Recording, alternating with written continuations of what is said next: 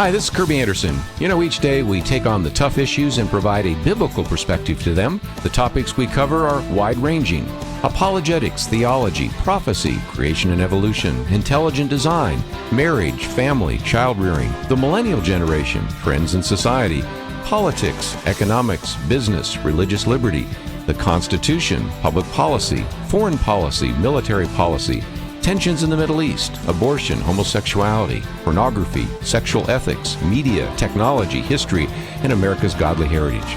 We talk about anything that affects your faith, your family, or your freedom. So don't go anywhere, because Point of View starts right now.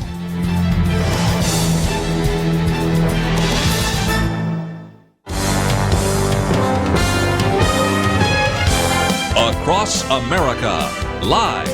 This is Point of View.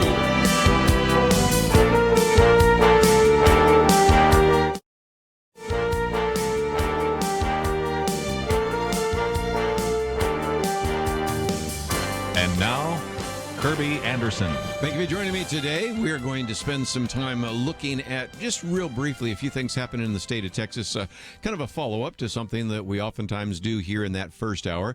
Then I want to move on to get to a couple of topics I addressed yesterday, but are maybe deserving of a little more detail. We've learned a lot more about this prosecutor investigating the investigators, so I thought I'd tell you a little bit about that.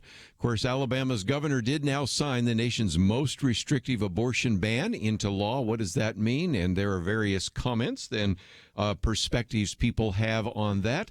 And if we run out of those topics, which I think really will probably cover the first hour, very interesting editorial op-ed by the candidate for the governor's race in Georgia, who is convinced that I am determined to end voter suppression. Stacey Abrams, my commentary for May 15th, actually addresses that issue, and that was one that we talked about yesterday. And interestingly enough, I've in some respects predicted exactly what was going to be said. And then a little bit later, we might also get into this idea of credit cards and whether or not the United States Post Office should actually be turned into a bank. Those are some suggestions from our socialists, which would be Bernie Sanders and Alexandria Ocasio-Cortez. And the Wall Street Journal has something to say about that. So we just got lots to cover. But I might just mention, as a program note, an hour from now, Jerry Tuma will be in studio, and we're going to focus on China. A lot of you have had questions about China. I do as well. First of all, we'll look at it from an economic point of view. Jerry Tuma will help us understand, is this going to tank the stock market? Are we going to actually head towards a recession because of this tariff war? What is the impact that that might have on the American economy? Is it going to be resolved anytime soon? And if it is not, are there some strategies we should actually engage in, both individually and corporately, on that? So there are just a lot of things we're going to try to cover, but we are saving that for the national hour, next hour. But since I have most of you that are listening in the state of Texas, let me give you an update on the whole issue of Chick-fil-A. As you well know, there was an attempt to try to pass legislation, oftentimes referred to as the Chick-fil-A bill, that did not make its way through the House, Texas House. It did go through the Senate, so we'll see where that goes. But in the meantime, the big issue has been what is going on in the San Antonio airport. And so the San Antonio city officials have now submitted a request to the Attorney General of the state of Texas. They want permission to deny access to public records.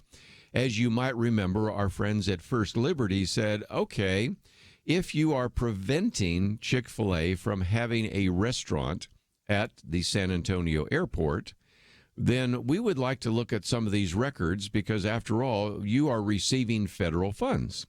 And federal funds demand that you do not discriminate on the basis of religion. That seems like you have actually violated that. So let's, if we can, see if we can subpoena, as we are, those records. And interestingly enough, now you have these city officials saying, well, we'd really not like to turn over any of these records, and so we're asking permission from the Attorney General. That'd be Ken Paxton.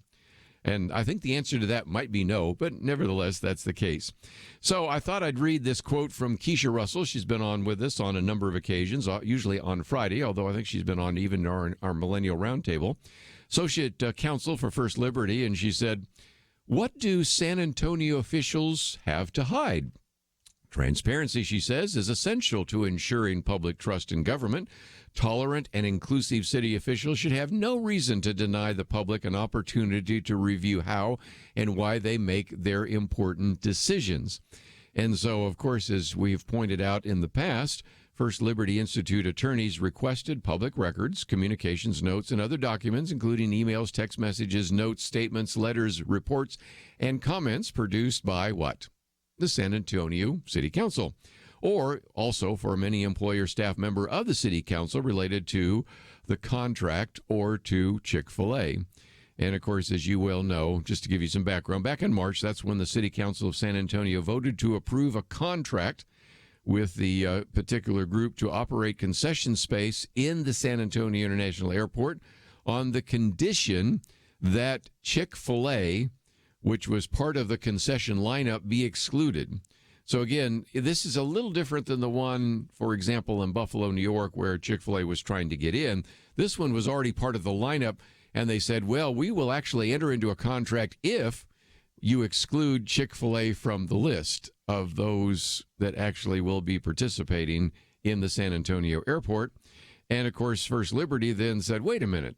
You know, federal government might want to investigate whether the city violated federal non-discrimination laws based on its desire to prohibit Chick-fil-A based on its religious beliefs and, most importantly, on its charitable giving, because, as we mentioned before, they were seen as inappropriate for the San Antonio airport because they had actually given money to the Salvation Army and the Fellowship of Christian Athletes, you know, those mean-spirited organizations. So nevertheless, this is interesting that the San Antonio airport so far is in the midst of some controversy, and the City Council of San Antonio would like the Attorney General to give them a waiver so that they do not have to turn over their records, which tells me there's something in those records that is not going to go in their particular favor.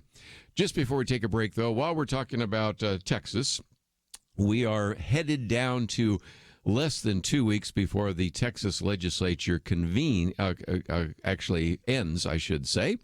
And one of the questions that has surfaced for these many months now is, are the taxpayers in the state of Texas going to get any relief, at least those that are property tax payers? And there is, according to almost every estimate, a $10 billion surplus in the Texas budget. And yet, we have now heard the Speaker of the House, Dennis Bonnen, say there just is not enough money available for real and meaningful property tax relief. So I do have some questions about the fact that, as we pointed out just the other day, and if you were listening, you have 41 different states around the country, and Texas is one of those. So is California. So is the state of Washington and Illinois and a variety of others that are getting record revenues because of the tax cuts and because of the deregulation of the Trump administration. And yet in every single state that I can find, including the state of Texas, even though we're getting record revenues, and in the state of Texas, there are apparently $10 billion in a surplus, some of that part of the so-called rainy day fund. But yet we are also told by the Speaker of the Texas House that we can't come up with any meaningful property tax relief because there just isn't enough money. Somebody from the state of Texas, and maybe even some of the individuals that we bring in here on a regular basis, need to explain that to me, because it doesn't seem to pass what I call the straight face test. And I thought we might talk about that for just a minute. And maybe when the session is over in June, we'll bring a few of them in here to explain why, when you have $10 billion in surplus, still can't provide any property tax relief. Anyway, let's take a break. We got a lot more to cover, and we will do so right after this.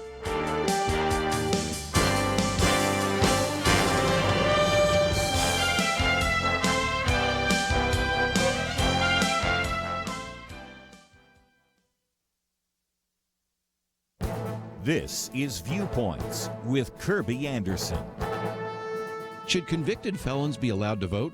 Senator Bernie Sanders believes they should not have that privilege taken away from them. Critics rhetorically ask whether anyone seriously believes that the Oklahoma bomber Terry Nichols or Boston Marathon bomber Drozd Tarnoff should actually vote in the next election. They realize the proposal for what it is, an attempt to get more votes for Democrats. But if we set aside the blatant attempt to get more votes, the question of whether felons should ever be allowed to vote again is an important question. A good example would be Chuck Colson. After he served time in a federal prison, he was released but not allowed to vote. When he was alive, he would often remind non-voting Christians that it took 30 years to have his voting rights restored. They shouldn't take that privilege for granted. One of his illustrations was a young person in his early 20s who was convicted of 3 drug offenses. If he served his time and got his life together, why should he be denied the right to vote? Kevin Williamson, in a recent column, reminds us that someone who falls behind in court-ordered child support payments could be charged with a felony. Sure, you should pay child support, but most Americans would not even consider a deadbeat dad on the same moral plane as the domestic terrorist I just mentioned.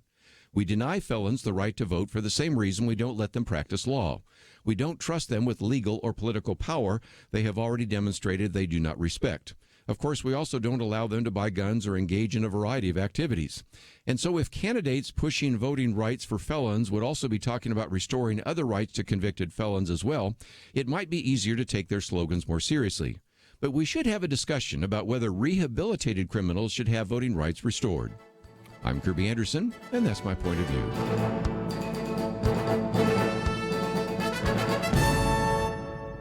For a free copy of Kerby's booklet, A Biblical View on Socialism, go to viewpoints.info/socialism. That's viewpoints.info/socialism.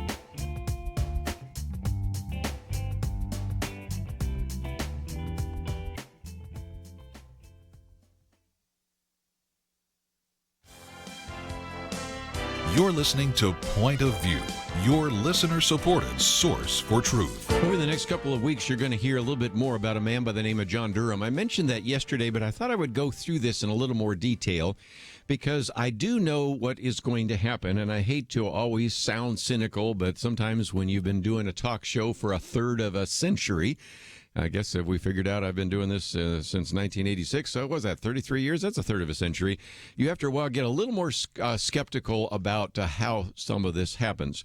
John Durham, if you're not familiar, is an individual that has been tasked by the Attorney General, Bill Barr, or William Barr, to actually investigate the way in which the surveillance, that's a nice term, was done of the Trump campaign based upon the fact that, as we have heard from the Attorney General when he was under oath saying, I think there was spying on the Trump campaign. Now, John Durham is well respected right now at the moment by both Republicans and Democrats. He has done investigations under Republican administrations and quite a bit under Democrat administrations. And yet, after seeing what happened with Robert Mueller, I suspect what will happen with him as well.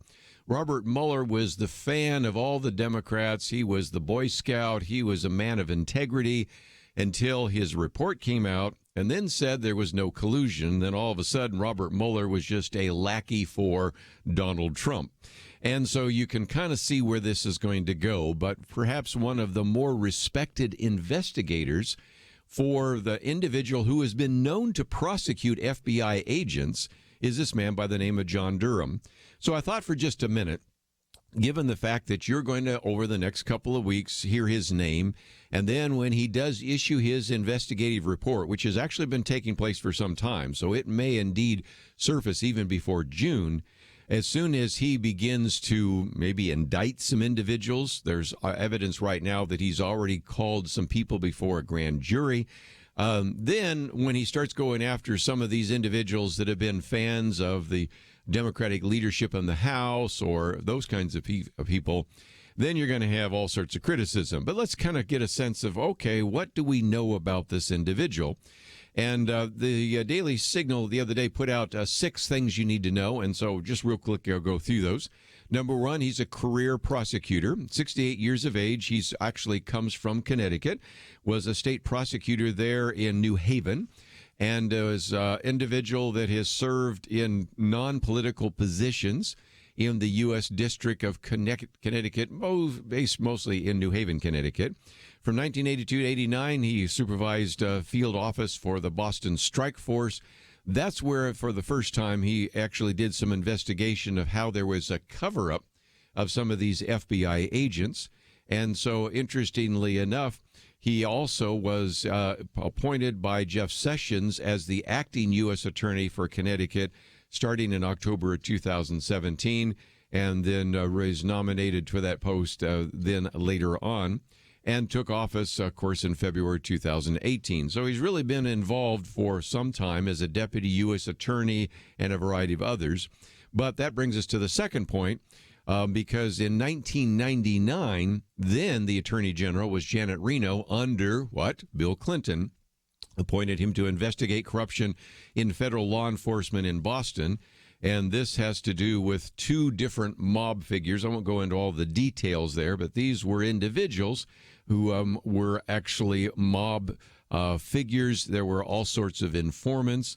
And as a result of his investigation, found that there were a number of individuals, including one FBI agent, which was guilty of helping these gangsters avoid prosecution. As part of that, he produced documents showing 4 men had been framed by the FBI and convicted of murder. 2 died in prison, but 2 others won a $100 million civil judgment. And if you've listened to other talk shows, some people have gone into this. I won't get into the weeds too much, but one of the individuals that was aware of the fact that we had 4 people who were sentenced for murder, but were not actually guilty of that murder, there was an individual that knew about that. And that was an individual that has been actually leading the investigation against Donald Trump. His name is Robert Mueller. Oh, there that name shows up again. So, and this is so tragic. I mean, can you imagine 4 individuals in basically convicted of murder? 2 of them die in prison. And if it hadn't been the fact that there was no electric chair in Massachusetts, one of them might have been executed wrongly. But again, 2 died in prison, and the other 2 were able to eventually be exonerated. But that was known at the time by Robert Mueller. But nobody did anything because they wanted to continue to have these informants. And by exonerating those individuals, that would have blown their cover. And so there was all sorts of malfeasance involved there. But then let's move ahead, because in 2008, then the Attorney General, this would be under George W. Bush, Michael Mukasey, appointed Durham as a special prosecutor to conduct a 3-year probe into the destruction of some of these interrogation tapes done by the CIA. And so, again, he has not only investigated the FBI and actually put some FBI people in jail, but also investigated the CIA interrogators and those who destroyed those tapes. And so that's another point. One more they talk about, he's a devoted Catholic and a Red Sox fan. We'll leave it at that, but he certainly does love his Boston Red Sox. Number 5, public corruption. John Durham also led some of the biggest public corruption cases and investigated those in Connecticut. Those were, for example, the Connecticut governor, John Rowland, who resigned in 2004, and a variety of others, the Bridgeport mayor, and a number of others that he actually investigated. And then point number 6, which I think we'll leave at that, is he's been lauded by the Democrats. Democrats recently were very critical of William Barr for using the word spy. But at the same time, these are the same individuals that have been very supportive of John Durham, and that would include, for example, individuals that have been very critical of Donald Trump. That would be Richard Blumenthal and Chris Murphy, both Democrats, both from Connecticut, who on the one hand are very critical of Donald Trump. I would assume now are also very critical of the Attorney General, William Barr, but have been very supportive of John Durham. Matter of fact, one of the statements made by one of these members of Congress, actually it was a joint statement, turns out, said John Durham has earned immense respect as a no-nonsense, fierce, and fair prosecutor. We are pleased that the White House has agreed with our recommendation that he serve as U.S. Attorney for the District of Connecticut. That's back when he was put there. So if nothing else, you have individuals in the United States Senate in the state of Connecticut that have been very supportive of John Durham. And I bring this up for one very simple reason.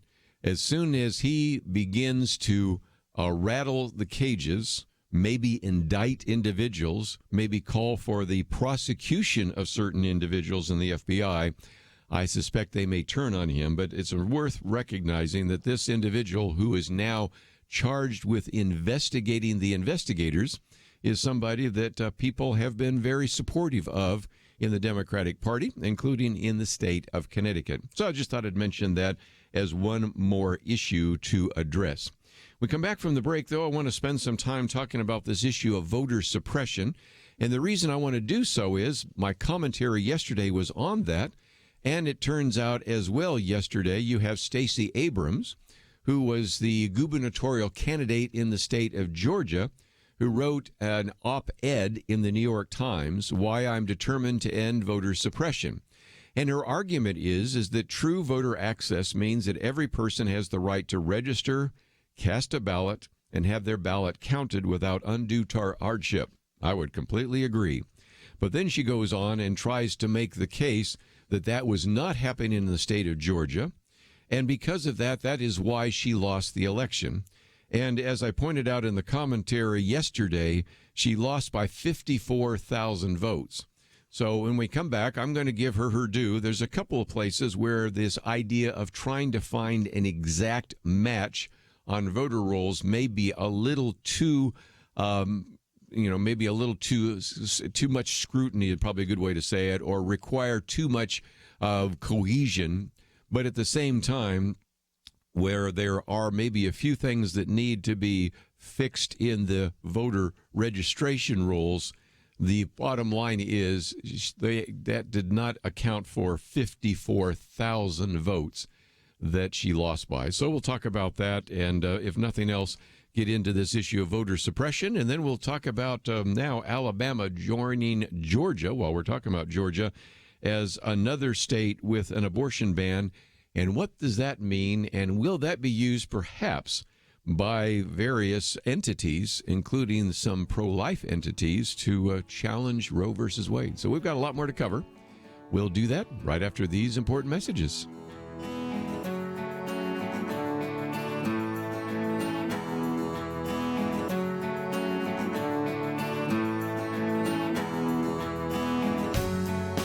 Is religious freedom still a cornerstone of the republic, or has it effectively been crushed by the forces of tolerance?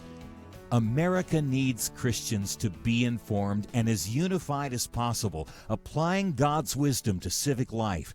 Point of view can be a key part of a successful mission. I believe in America. I believe God wants His best for us. We can face whatever the world throws at us as long as we stand together. If you have not signed on, please do it now. Support Point of View Radio today at pointofview.net. Set up your monthly gift by clicking the Truth Team 360 picture and then carefully follow the directions. Pointofview.net. By phone, you can give at 1-800-347-5151. 800-347-5151. Or mail that first donation to Point of View, Box 30, Dallas, Texas 75221. Box 30, Dallas 75221. Or call us 800-347-5151. Point of View will continue after this.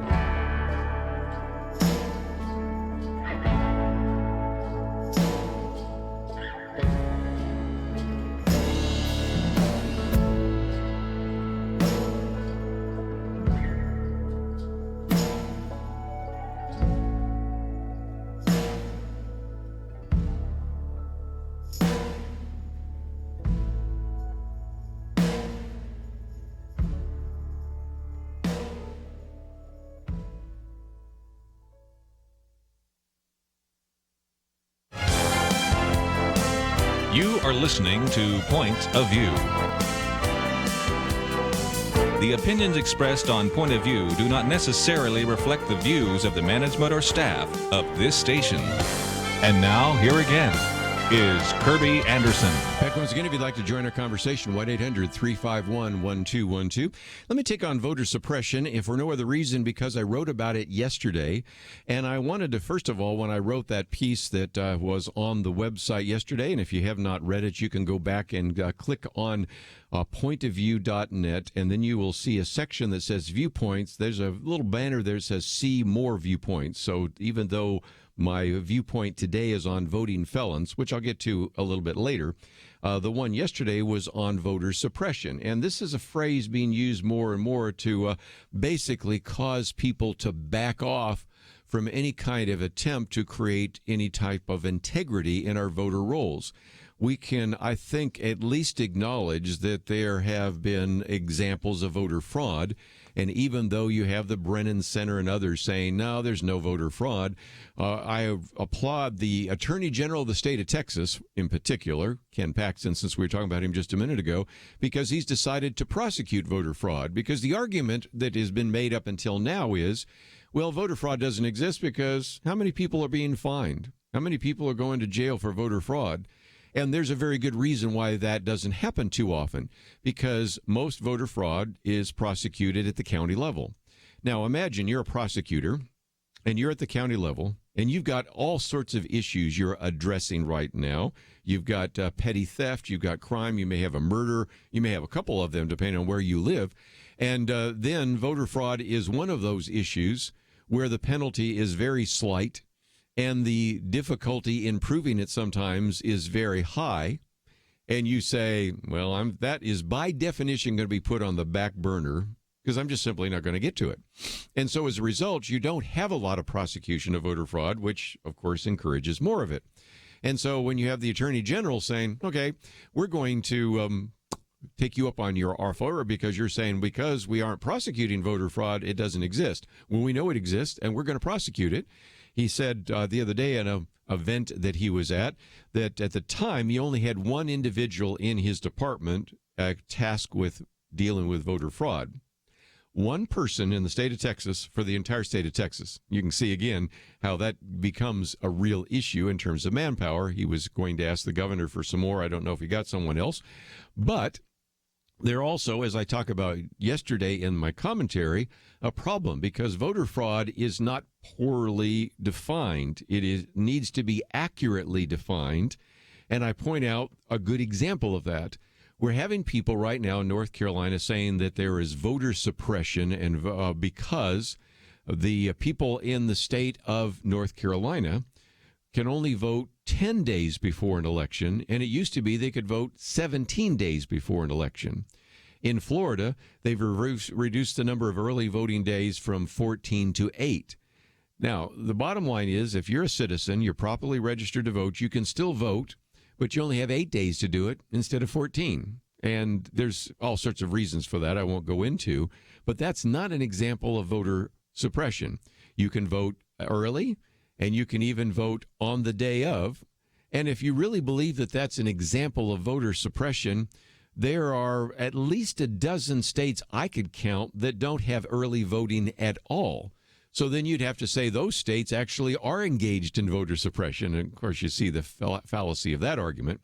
So then the other one, of course, is removing people from the voter rolls. Now, it's going to be important when I read from Stacey Abrams in just a minute because she says they remove people from the voter rolls. Well, in the state of Georgia, very similar to what you have in the state of Ohio and in the state of Texas and other places, you can be removed in Georgia from the voter rolls if you did not cast a vote in 3 elections and you did not respond to any inquiry by mail. That seems pretty good to me. And if indeed you're actually convinced that this is voter suppression, in the last election in Georgia, African-American turnout increased dramatically, in part because Stacey Abrams, because she's African-American, was running for governor. So I think you can kind of see that's the case. And it's also important to recognize that Stacey Abrams lost to Kemp by 54,000 votes. So with that as a background, let's just go to the op-ed that she wrote yesterday in the New York Times. And she spends the first couple of paragraphs talking about in the mid-1960s when her father was actually registering black voters in Mississippi. They actually, at one point, were arrested. And as sad as that is, it doesn't have anything to do with what happened in the 2018 election, other than it tugs on your heartstrings because, you know what, we did have Jim Crow laws, and we did have individuals sometimes that were arrested. I don't know the whole story, but let's assume that he was doing everything correctly, not manipulating anything. And so I think that's really a sad commentary, where then she makes the statement, which I read just before the break, that true voter access means that every person has the right to register, cast a ballot, and have the ballot counted without undue hardship. But then she says that one of the concerns she has about the state of Georgia is what is called the exact match policy. That is, you should have a match between your name and the registration, and points out one example that I thought was egregious, an example of maybe obsessive scrutiny or being too picky. One example she uses as the most egregious example is a person whose last name was Del Rio with a space, but in their registration it was Del Rio without a space, and that was something that I don't know. She doesn't really go on to say whether or not that individual was not allowed to vote, because I know even in the state of Texas, and I'm pretty sure in the state of Georgia, if your name does not match, you can still vote with a provisional ballot, which then they will count later on if indeed it's a close election. Again, keep in your mind, 54,000 vote loss. So even if indeed that person was not allowed to vote but was only given a provisional ballot, unless you can come up with 54,000 individuals by the name of Del Rio, you got a problem with that as well. Then she goes on to point out some other issues, and that is there were some very polling places which were out of reach of public transport. And as a matter of fact, on election night, as we talked about, there were a few situations where they're missing voter machines, and some of the provisional ballots weren't handed out and those kinds of things. Again, that's not voter suppression. It's incompetence at the part of the election officials. And whether in the state of Texas, where she says there was problems with some of the eligible voters because of inadvertent errors caused by language barriers, again, we give them a provisional ballot.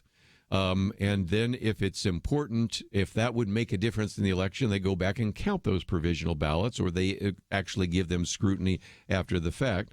These are all, raising some very significant concerns about the fact that this election system that we have in America is still poorly done. And it's not like we are all of a sudden caught off guard that on November we need to go vote. We knew months ahead of time how many voter machines should be in each location. We should know what the procedures are. And it's just a good example, I think, of pointing to some things that need to be fixed with our election system, but it isn't necessarily voter suppression. Nate Jackson puts it this way after reading this editorial by Stacey Abrams, that first of all, Abrams founded a nonprofit through which she flooded then the Secretary of State Brian Kemp's office with incomplete, inaccurate, and outright fraudulent vote applications, only to cry racism and voter suppression when some of those applications were thrown out. Second, according to another research that was done, quote, Democrat Abrams lost her race for governor with more votes than the current Republican governor Nathan Deal won re-election. Yet she stubbornly clung to her voter suppression narrative, frequently airing her phony grievances since the election. Indeed, she now insists record turnout among minorities only led to even more of the voters being subjected to voter suppression, which, of course, then you come to this statement that she makes that indeed, I am determined to end voter suppression. She claimed my home state, Georgia, for example, suffered a vicious blend of electoral malfeasance, misfeasance, didn't know that was a word, and mismanagement during my race for governor last fall. And then goes on to talk about some of the rest. But if nothing else, you can see that if you go back and look at the research that many people have done, checking out some of the examples she used yesterday in the New York Times, they don't fit. But I stand by the editorial and the commentary I wrote yesterday, because indeed Stacey Abrams lost by 54,000 votes. And the other example she loves to use is Florida. Well, Andrew Gillum lost by 32,000 votes. And there are a few things that need to be fixed, but I just don't think that's voter suppression. When we come back, let's talk about what's going on in Alabama and Georgia in terms of abortion. All that coming up right after this.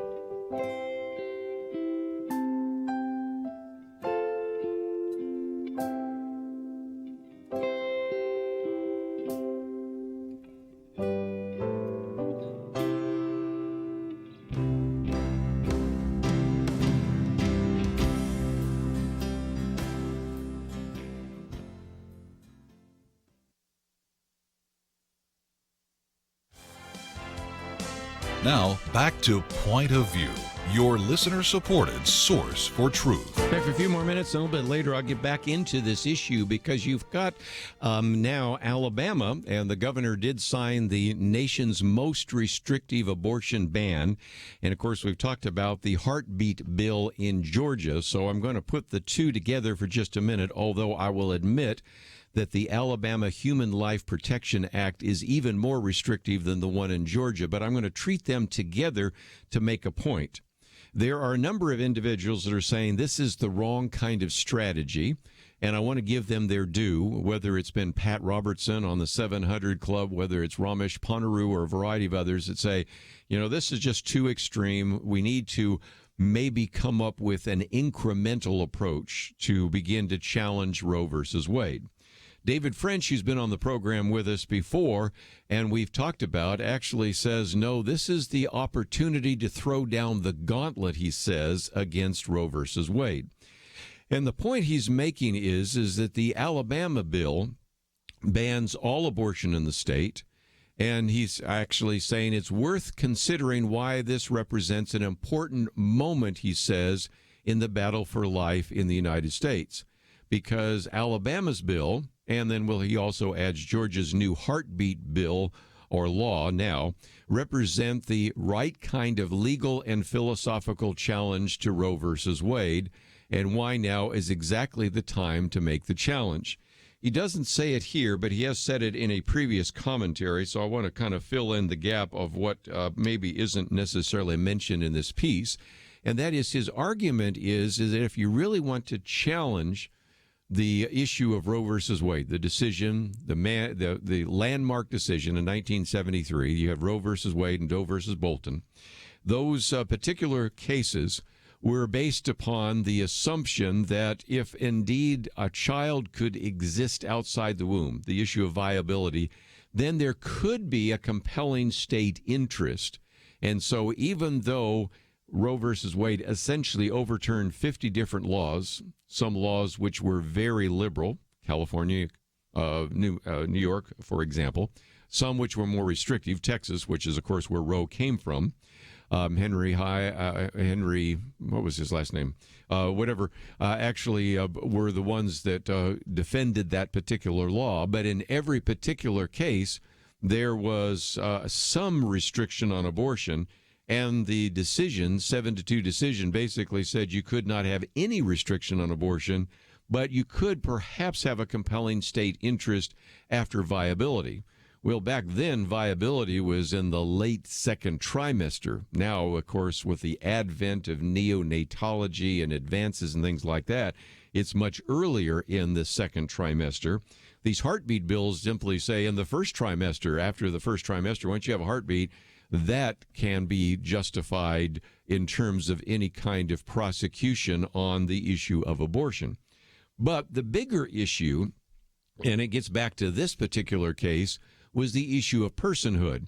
Let me again quote from David French. He said, both Alabama's abortion ban and Georgia's heartbeat law contain a key provision. They declare the personhood of the unborn child.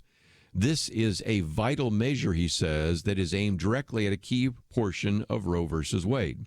Late last week, I had a lengthy phone conversation with a state representative, Ed Stetzler, who was the sponsor of the legislation in Georgia.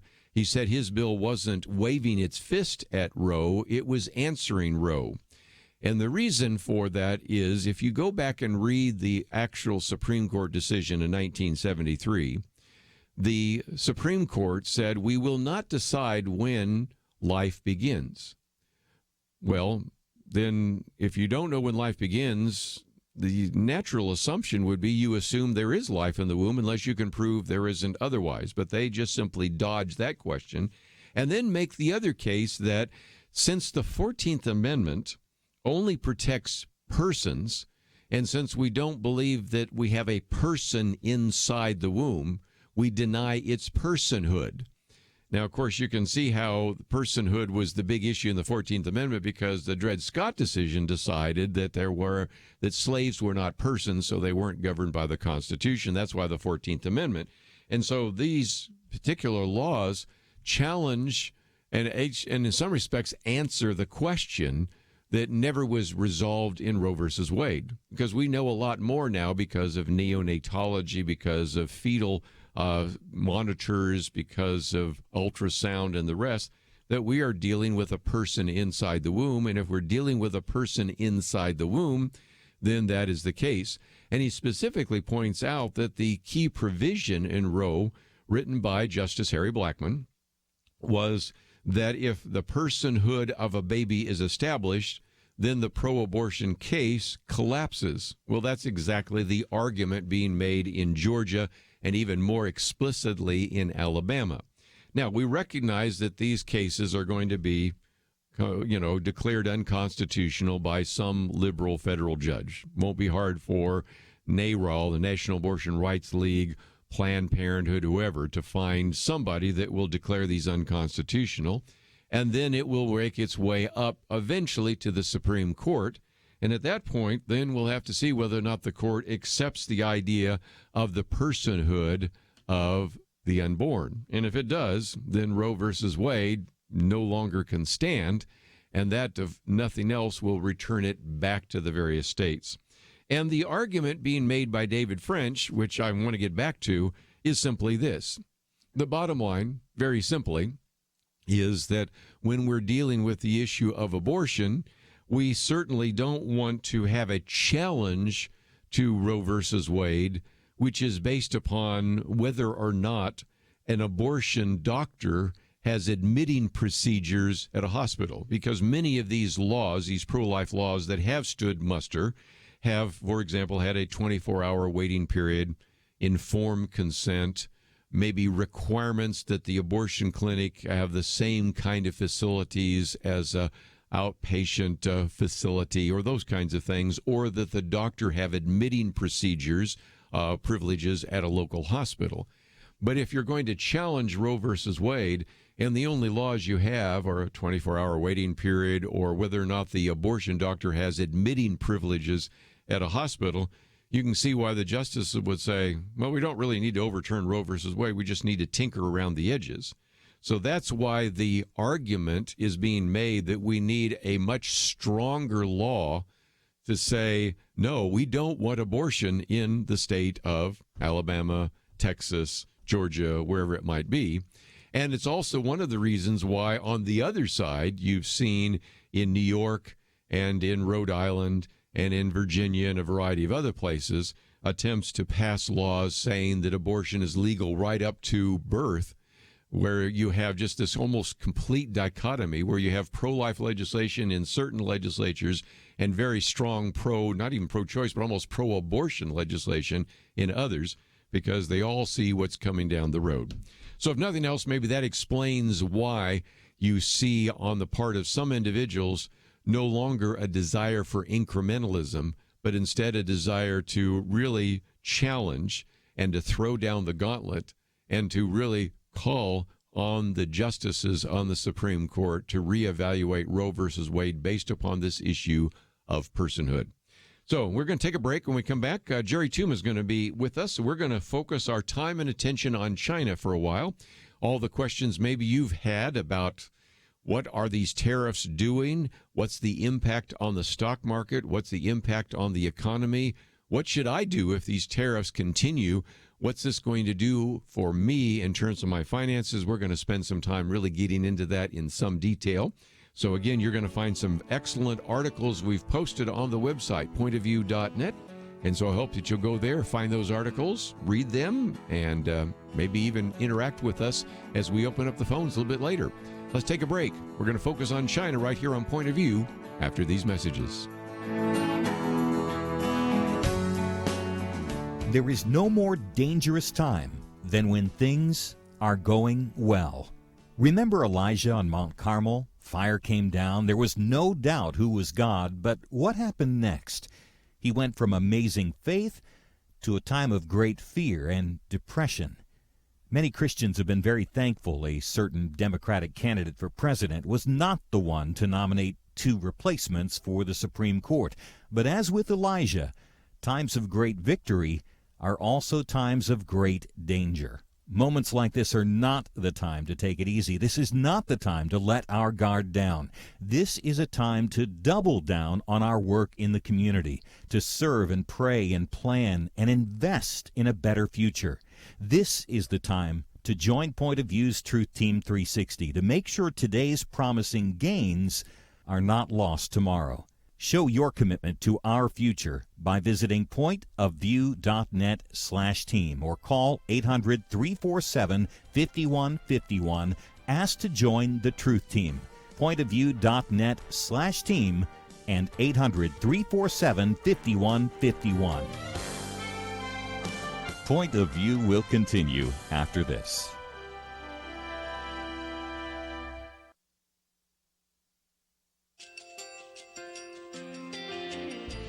I just want to thank you so much for all the wonderful programming you have.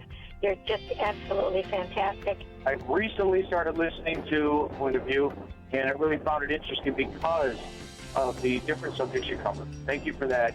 I really appreciate everything that you do in keeping us informed. Thank you, Kerby, for everything that you have been doing. I appreciate all the work that you're doing, advocating for the Word of God. Thank you so much. Point of view, I think, is absolutely necessary because it's a Christian perspective, a biblical worldview perspective, and receive very current, up-to-date information about what is really going on, week to week in our culture, which is changing so rapidly, and yet it's morally sliding backwards. Yeah, I'm just, first of all, I thank you guys. Y'all's program is wonderful, and enjoy it every day. I learn so much every time I listen to it. Point of View Radio Talk Show.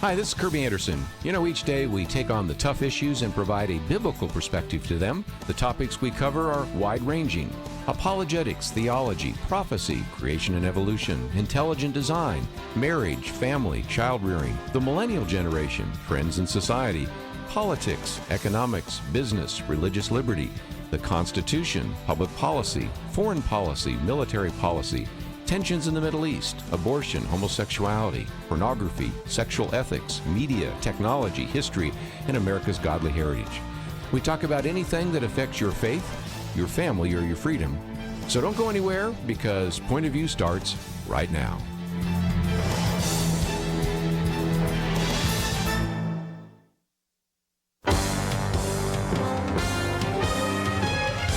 Across America, live.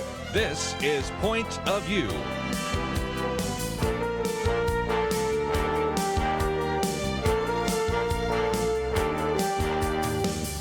And now, Kerby Anderson. Thank you for joining me today. It is our Thursday program, and we are going to spend a fair amount of time today talking about China. But before we do so, let me at least acknowledge a few things, and that is, first of all, the decision by the governor of the state of Alabama to indeed sign the bill, which is the Human Life Protection Act in Alabama.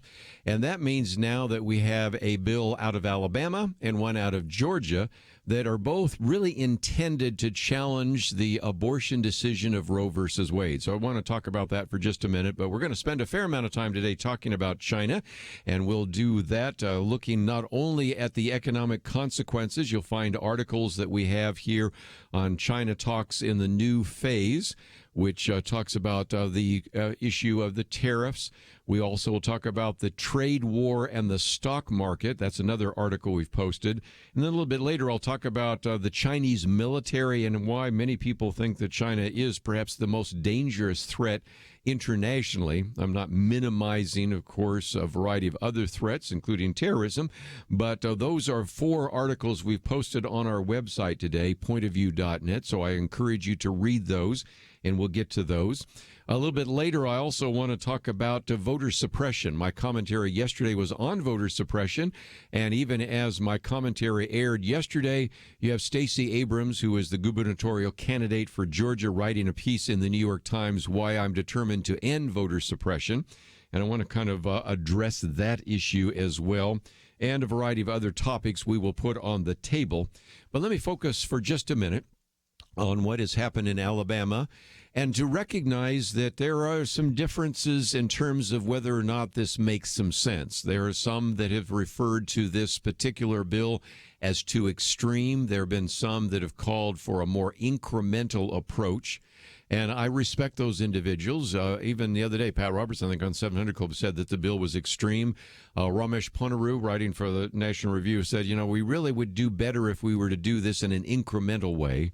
But at the same time, I also want to quote from David French, who's been on the program with us in just a minute, saying this is the time to throw down the gauntlet on this issue of abortion. But nevertheless, the governor of the state of Alabama, Kay Ivey, said, today I signed into law the Alabama Human Life Protection Act. To the bill's many supporters, this legislation stands as a powerful testimony to those in Alabama's desire and their deeply held belief that every life is precious and that every life is a sacred gift from God. She also implied that the goal of the bill was to relitigate Roe versus Wade. That's the 1973 landmark decision on abortion. And she also acknowledged that for the short term, at least, this bill is unenforceable. Let's acknowledge that whether you look at the Georgia heartbeat bill or the Alabama Human Life Protection Bill, now both acts, both laws, that they will be struck down. No doubt about that. National Abortion Rights League, Planned Parenthood, a variety of others will find judges that will strike those down and prevent them from being implemented if they have not already done so. But let me come to the other argument. I recognize that some people say this is too extreme. What about the 1%, those who are pregnant because of rape, incest, those kinds of things? Of course, it's difficult for me since we have over the years had at least a half a dozen individuals that have sat across from me who were conceived as a result of rape. It's kind of hard for me to say, well, your mother should have aborted you when you're here now actually doing a great ministry. But nevertheless, I understand that that's an issue that will be raised. But the other issue that David French raises is that this particular bill, which essentially would ban all abortion in the state of Alabama, he says is worth considering why this represents, he says, an important moment in the battle for life in the United States, and why Alabama's bill and the heartbeat law, now, of course, they're both laws, the Alabama law and the heartbeat law out of Georgia, represent the right kind of legal and philosophical challenge to Roe versus Wade, and why now is exactly the time to make that challenge. And so here's his argument, and you can agree or disagree with it, but I want to put it on the table so you could understand kind of the motivation behind this. And that is, David French, in his piece in the National Review, said both Alabama's abortion ban and Georgia's heartbeat law contain a key provision. He says they declare the personhood of the unborn child. And he says this is a vital measure that is aimed directly at a key portion of the Roe versus Wade opinion. Matter of fact, he said late last week, I had a lengthy phone conversation with the state representative, Ed Stetzler, who is the sponsor of the Georgia legislation. He said his bill wasn't waving its fist at Roe versus Wade. It was answering Roe. And you might say, well, what's that? Well, first of all, if you go back and read the 1973 decision, Roe versus Wade, of course, the opinion decision of Doe versus Bolton, the Supreme Court decided not to decide when life begins and said, we will not actually resolve the difficult question of when life begins, and then goes on with all sorts of silly justification for why not to do so. And then the other key part of that is, but what about personhood? Because the 14th Amendment does protect persons. And so the argument was, and it was more implicit than explicit, but the argument essentially was that since an unborn child is not a person, that unborn child is not protected by the 14th Amendment.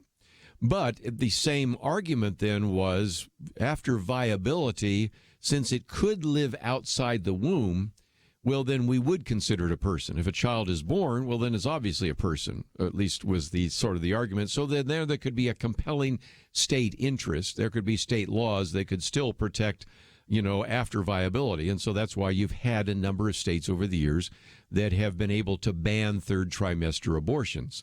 But if you go back to the decision of Roe versus Wade, written by Justice Harry Blackmun even states that if personhood of the baby could be established, then the pro-abortion case collapses. And so that's why this particular set of laws, one out of Georgia based on heartbeat, one out of Alabama based upon basically banning abortion because it is a person, are, if you will, a direct challenge to Roe. Or to go back to the comment made by the sponsor of the legislation in Georgia, that it's really answering Roe. So both Alabama and Georgia now have laws that, interestingly enough, answer the question of Roe versus Wade, and thus make it possible, if indeed you have 5 votes in the Supreme Court, to say that Roe versus Wade will now be set aside because we now recognize there is personhood in the unborn. And that's, of course, exactly where that might take place. So nevertheless, David French, in his piece that came out the other day, throwing down the gauntlet against Roe, of course, that was written before, of course, the governor signed that. So now we have not only the act from Alabama, but we have the act from Georgia. And that is now going to, of course, be declared unconstitutional by some liberal judge. And then it'll make its way through the court. And maybe the Supreme Court will take it and reevaluate whether or not to overturn Roe versus Wade. If you'd like to join our conversation, 1-800-351-1212. That's a quick summary of a case that will be around for some time. We'll be right back.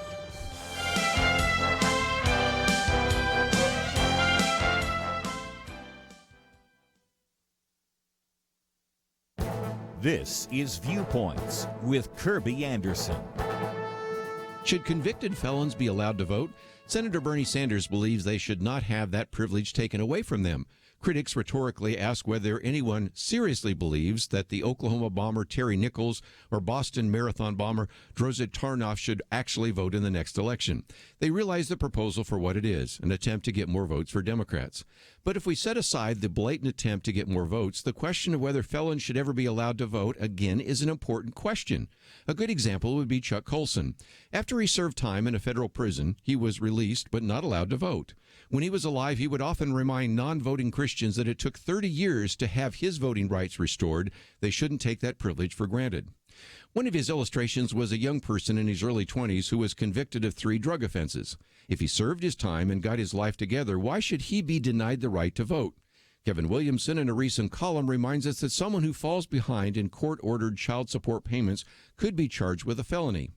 Sure, you should pay child support, but most Americans would not even consider a deadbeat dad on the same moral plane as the domestic terrorist I just mentioned. We deny felons the right to vote for the same reason we don't let them practice law. We don't trust them with legal or political power they have already demonstrated they do not respect. Of course, we also don't allow them to buy guns or engage in a variety of activities. And so if candidates pushing voting rights for felons would also be talking about restoring other rights to convicted felons as well, it might be easier to take their slogans more seriously. But we should have a discussion about whether rehabilitated criminals should have voting rights restored. I'm Kerby Anderson, and that's my point of view.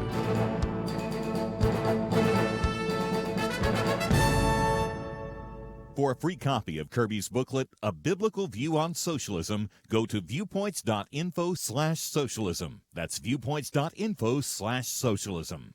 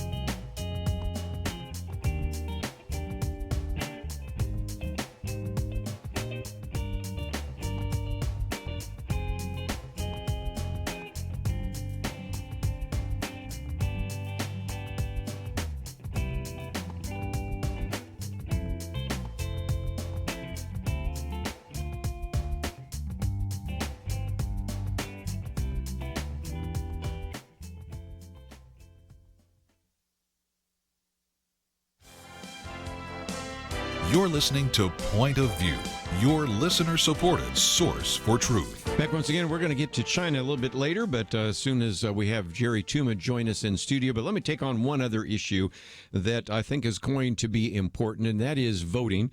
We're going to, of course, be going through an election next year, and if you actually receive my commentary, yesterday's commentary was on voter suppression, and it turned out that it was very prophetic because while I was talking about voter suppression and some of the comments being made by Stacey Abrams and Andrew Gillum, and I also quoted from a variety of other individuals like Kamala Harris, it turns out that yesterday also Stacey Abrams was writing an op-ed that appeared in the New York Times, Why I'm Determined to End Voter Suppression. So I wanted to talk about that for just a minute, and then my commentary today is whether or not we should allow felons to vote.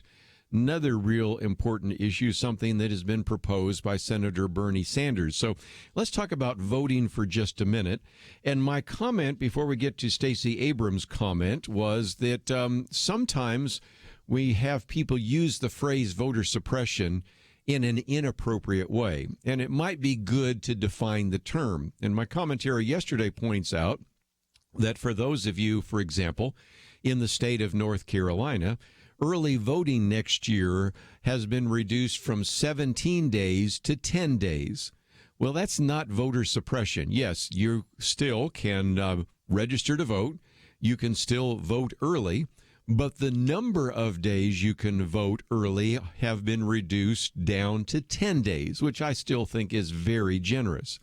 Our listeners in Florida, you have also early voting, which used to be for 14 days. It's now been reduced down to 8 days. Again, that's not voter suppression.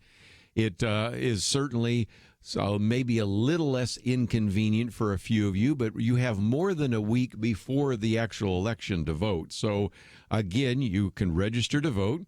The number of days might be less, but that's not voter suppression. If it is, then I think there's a dozen states which don't allow early voting at all. And if indeed you want to call that voter suppression, then those states would be considered engaging in voter suppression, and nobody says that. So I think we can set aside that argument. The other argument which we're hearing is that if you have these voter ID laws, or in some cases you have various kinds of attempts to clean up the voter rolls, those are examples of voter suppression. And since, again, we're going to be quoting from Stacey Abrams, who is convinced that voter suppression took place, let's talk about Georgia for just a minute. And I'd love to hear from some of you in Georgia to tell me whether you think these laws are unconstitutional. By the way, they're not, because in the state of Ohio, our listeners in Ohio are aware of that case from Ohio that went all the way to the Supreme Court. We'll look at the Georgia law that just simply says if you have not voted in 3 years and you have not responded to any inquiry saying, are you still there, then you can be removed from the rolls. The argument was, well, this is voter suppression. This is an attempt to try to prevent African Americans from voting. Yet, if you look at Georgia, the number of African Americans that turned out for the last election in 2018 increased dramatically. I think in part because Stacey Abrams was running in the governor's race. But you're going to hear more and more of this kind of rhetoric. The other day, Kamala Harris was before the NAACP convention, and she argued that indeed you would have Stacey Abrams would have been governor in Georgia, and Andrew Gillum would have been governor of Florida if it hadn't been for voter suppression. Well, let me give you the numbers, and then you can tell me whether or not you think this has anything to do with voter suppression. Stacey Abrams lost by 54,000 votes. Andrew Gillum lost by 32,000 votes. And it's important to remember that because, again, in her piece before the New York Times yesterday, Stacey Abrams first of all, opens up by talking about her father was arrested for registering black voters in Mississippi. I don't know the story there, but again, it was maybe to pull on our heartstrings because, let's face it, we have had Jim Crow laws, we have had voter suppression in the past, and so certainly that has been something that needs to be fixed and was fixed a long time ago with all sorts of things, of the Voter Rights Act, the Civil Rights Act, and a variety of other things. And so then makes the statement that true voter access means that every person has the right to register, has the right to cast a ballot, and have their ballot counted. And I would agree. Okay, but then she points to one of the requirements in the state of Georgia, which is called the exact match policy. And she says that that sometimes has led to voter suppression. And the example she uses, interestingly enough, is about an individual whose last name is Del Rio. And again, I think this may be an example of maybe obsessive scrutiny or getting too picky, because according to her, and I'll take it at face value, this individual was running into a difficulty because the Department of Motor Vehicles office, when you register to vote, does not allow spaces in the last name. So you had Del Rio without a space.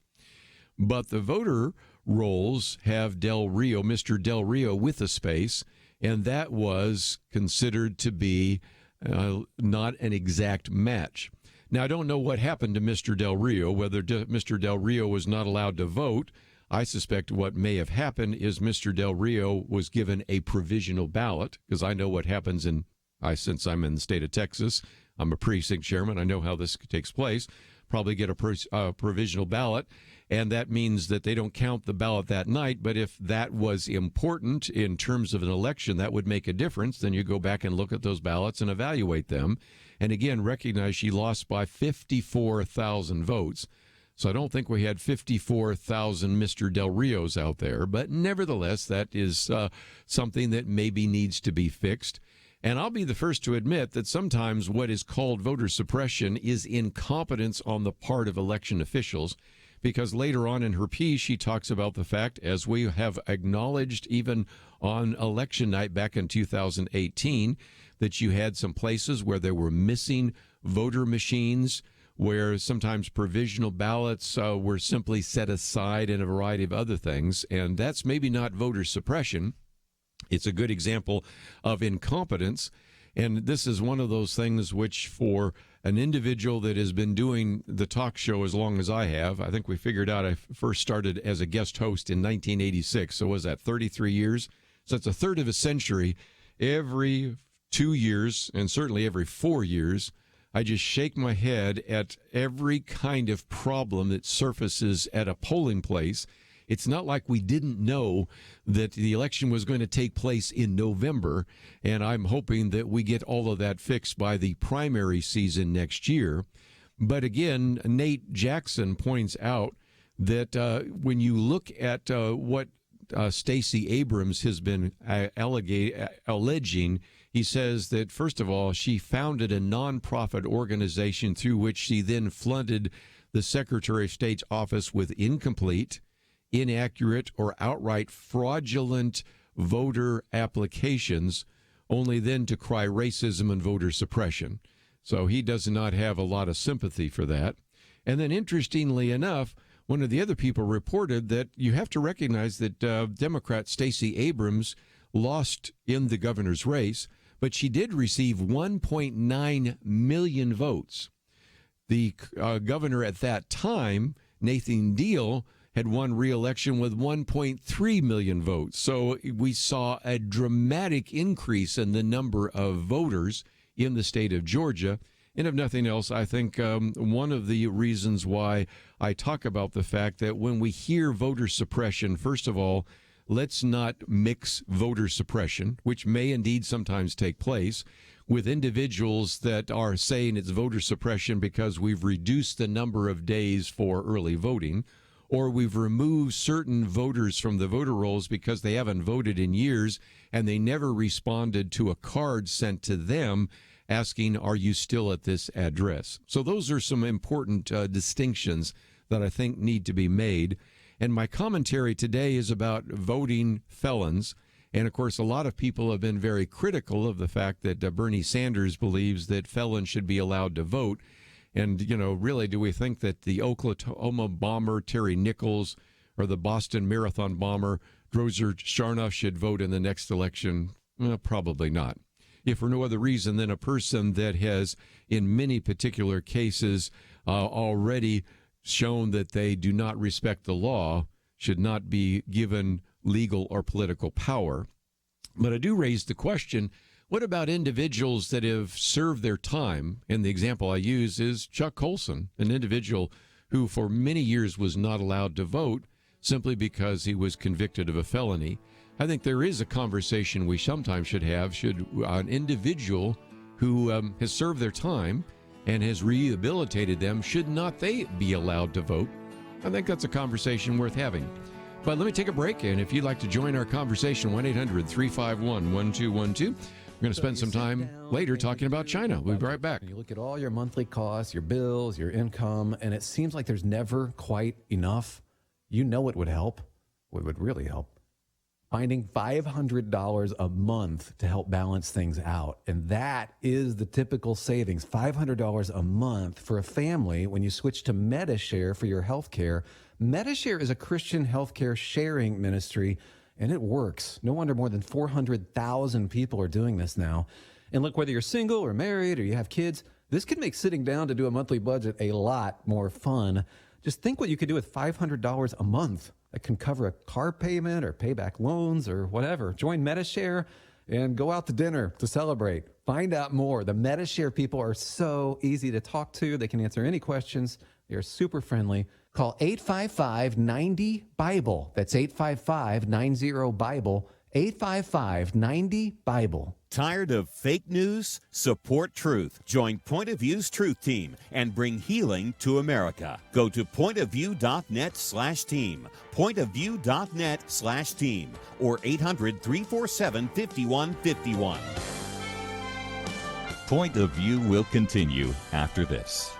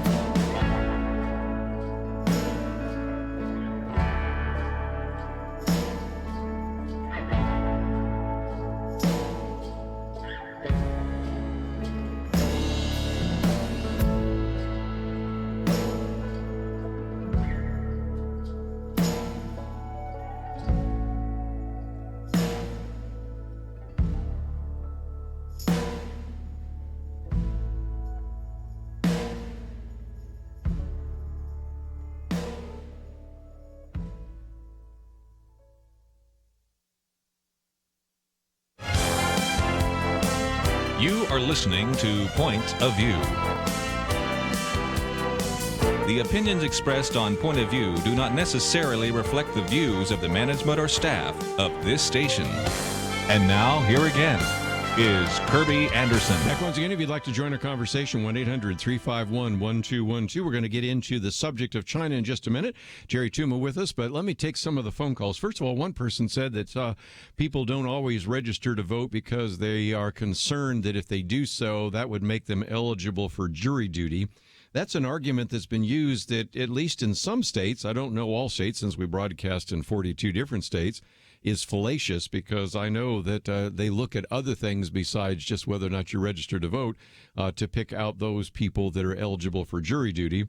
I don't think it's a very good argument anyway. I think, if nothing else, Christians should be, of all people, the best kind of citizens, and I think we should be willing to serve on a jury, and we should be willing to vote. That's part of our citizenship responsibility. But my commentary today is about whether or not we should allow felons to vote. Let me take that call. And then also some want to talk about the whole idea of cleaning up the voter rolls. So let me go to Terry in California first. Terry, thank you for joining us today here on Point of View.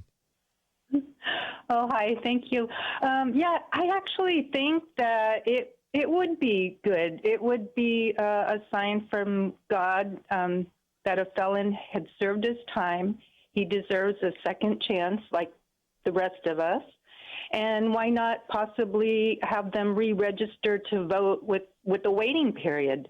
That seems to be what I'm saying in my commentary today, because, you know, I think we all would say, if somebody, one of the things Kevin Williamson points out is that if you have court-ordered child support payments, you fall behind, you could be considered a felon.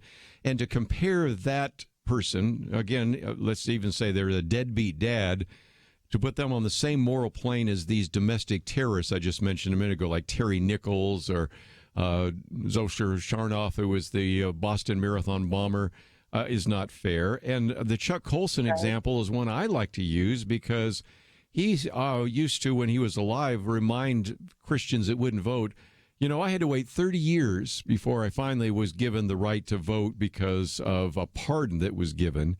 And so to deny felons the right to vote for all time seems a little bit harsh. But again, I recognize that the reason Bernie Sanders and some of the Democrats are talking about it is because they think that this gives them some more people to vote for them.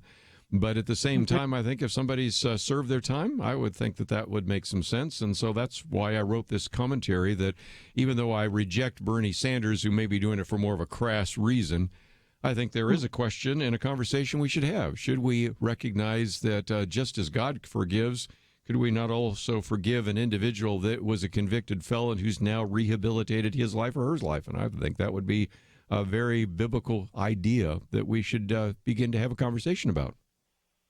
Amen. Amen to that, yes. Well, Terry, I appreciate you calling today, and if you'd like to join us again, please feel free to do so. Let me head out to Georgia this time. I was talking about this whole idea of cleaning up the voter rolls, and that's an issue that Stacey Abrams addresses in her piece that appeared yesterday in the New York Times. So, Ben, I'll listen on the Good News Network. What would you add to our conversation today? Yes, hello, Kerby. Thank you for taking my call. I really love your show. Well, thank you. I'm calling. Yes, sir. Yes, sir. I'm retired military, and I'm calling just to say that I retired in a state right next to where I'm originally from. So being in Georgia, I'm in the Savannah area, and usually I drive across the last couple of years that I've been stationed in Georgia. But for reasons of taxation and housing and homestead, I just changed to Georgia, so it's the first state that first time that I voted outside of South Carolina. But at the last general election, I kept receiving information from South Carolina, where I'm from, and if I wanted to have nefarious activities, I could vote in Georgia and then go to South Carolina. So it's smart that they would send a reminder to say, hey, and being the person, being a godly person, I went ahead and let them know, hey, I will not be voting. I'm a registered voter in the state of Georgia now, and I have changed my driver's license and all that, so they could take me off. So it is ideal to clean them up, Yes. to ensure that anyone that is voting isn't jumping. I was during my military service. I lived in 6 different states. If I would have stopped, they got a driver's license in each one and got voter registration in each one. I could very well vote in each one if I kept in contact with them. As a matter of fact, I did a program a while back with an expert on this who found, for example, in Florida and other states that people had dual registrations, and they found that sometimes people, because of early voting, would register to vote in different states and vote in both of those states. And, again, that's a good example of why we need to clean up the voter rolls. I don't believe that everybody is dishonest, but I believe there's a potential for any kind of mischief, and anything we can do to prevent more of that from taking place is better, so that your vote isn't counted twice, or somebody's vote is nullified because somebody else is engaged in some kind of voter fraud. So, Ben, I appreciate you sharing that story. It's a great example of why we should pay attention to this. Yes, sir. Thanks for having me. And thank you for your service in the military as well. Well, I did take a little bit of time focusing on a couple of other issues. Of course, this abortion issue, very big issue, of course, and even the issue of voter suppression, which I wrote about yesterday, and whether or not to allow felons to vote, which I wrote about for today. But we have been saying that we're going to spend some time talking about China. And the reason I wanted to do this is because this is an issue that you have been asking about. A lot of people have wondered about the economic consequences of all of this. And so we're going to talk about that. Also have posted some articles on what the Chinese military is doing, and how, in many cases, China is also a very significant threat. So to help us at least understand some of the economic issues, we bring back to the microphone Jerry Tuma. He's the founder and president of Cornerstone Financial Services. That is a state-registered investment advisory firm in Dallas. And we're going to give some ideas about, if indeed the trade war continues on, what you might want to think about in terms of your own investments. But again, we're just giving general information, not specific investment, tax, or legal advice. And Jerry, boy, I'll say one thing. There are a lot of people want to know, how long is this trade war going to last? What's your thoughts? It's protracted. I think it's going to take a while. There's, the funny thing is, Kerby, the Trump, at least part of the Trump administration thought they were negotiating and had almost a deal. Yes. And then they backtracked. The Chinese backtracked. Now, there's speculation as to why they backtracked. I think the best speculation, from what I've heard, is that, of course, now we've got to realize that Xi Jinping, who's the premier of China, is somewhat of a hardliner. So he's going to look at it a little bit differently than people that are in their government that are more free market oriented. We would call them liberal, that liberal in the good sense, not liberal like we have in America. Yeah. But the bottom line is, from what we can tell from kind of inside poop, if you want to call it that, a couple of things happen. Number one, Trump, he incessantly tweets and sends out messages. Well, he sent out one saying, hey, the Chinese are, lowering their interest rates, stimulating their economy, and our Federal Reserve's been raising interest rates. I did see that. Some people said, well, that means Trump must be worried about the economy, which is not true. But what Trump actually said, in my opinion, is correct. In other words, I don't believe the Fed should have kept raising interest rates last year. The stock market told them that clearly in the fall, between October. The market, basically, the S&P 500 had essentially 20% what we'd call, again, a mama bear market, not a big one, not a daddy bear. But it was down close to 20%. A lot of the other stuff, NASDAQ was down almost 30. A lot of the big tech names like the FANG stocks, the darlings of this cycle, Facebook, Apple, Netflix, Google, some of those were down 40% plus. The bond market today is also telling the Federal Reserve they're wrong. So Powell has raised rates too high. And this is not new. This is rinse, cycle, repeat, kind of thing. Every time we go into a market cycle, the Federal Reserve is looking mostly at backward-looking data. They're looking at the unemployment rate and the inflation rate. Those are, and it's not that they don't look at things other than that, but that's their two primary things they're charged with maintaining and making sure that we have low inflation and full employment. But those are backward-looking indicators. They're lagging indicators, not leading indicators. So the Chinese essentially say, well, Trump, if you're going to beat up the Fed, you must be worried about your economy, number one. That was part of what was going on. I think the other thing is they got some signals that I have a feeling that probably at the end of the day, they got their string pulled. The negotiators probably got their string pulled back. I think Xi Jinping was also emboldened by the fact that China has this largest infrastructure initiative in the history of the planet. Now, just so you understand, infrastructure, we're talking about railroads, highways, hydroelectric dams, anything that produces power generation, ports, and stuff like that. Again, last decade, there was a point in time when China had 70% of the world's construction cranes were in China alone.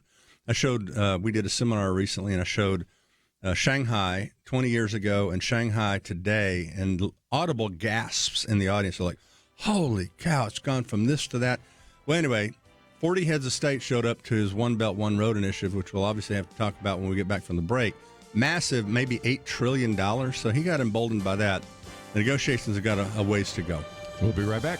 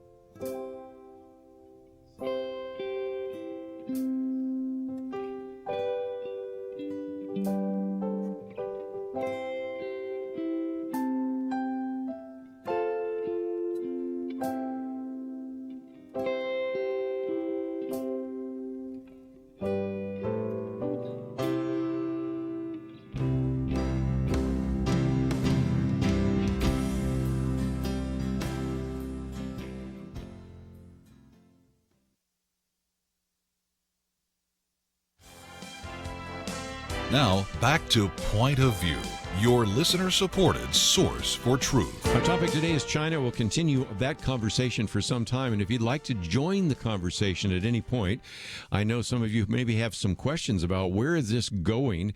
First of all, let me mention some of the articles we've posted, because this would be helpful for you to read, to reevaluate, even in terms of your own finances, but also as a matter of prayer. Well, let's recognize that right now, one of the greatest violators, not the greatest, but one of the greatest violators of human rights is in China.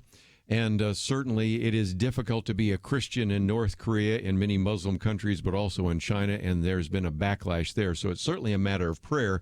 But let me come back and recognize that the first article really gives you a good summary of what Jerry Tuma just said. This one here that appeared, interestingly enough, in the Wall Street Journal said, a week ago, the assumption was the negotiators would be closing the deal. Now they're trying to keep it from collapsing. And, of course, the United States filed paperwork to raise tariffs on $200 billion of Chinese goods because the U.S. thought China agreed to the details. But as we point out later in this article, which you can read in its entirety, because the tweet by Donald Trump criticizing the Federal Reserve Chairman Jerome Powell to cut interest rates, that was maybe why Beijing felt that maybe the president thought the economy was more fragile. No, he was just simply saying, look, how well your economy has been doing, and you haven't had the interest rates raised on you. Why can't we have the same? But nevertheless, I also recognize that both this president, Donald Trump, and Xing Li maybe are all trying to play hardball. And, they're hardball. They're both and so hardball guys. has picked up here, and the tariffs have increased, and we are in a trade war, aren't we? We are. I still think at the end of the day they'll get something done, most likely, for two reasons. Number one, this is hurting China a lot more than it's hurting us. That's the point I wanted to bring up. It's yes. They are more heavily dependent on exports than we are. The United this article States here, China loses more from this trade war. Absolutely. And here's holding some soybeans from China. But you know, if you're a soybean farmer right now in the United America, States, and that's a red state for Trump. So the bottom line is, I don't think either of them can afford to have this thing completely fall apart and just become, like Animal House food fight or something, or a shootout at the OK Corral. They can't have it go that way. But they're going to play hardball until they make a deal. I mean, it might be August, it might be who knows when.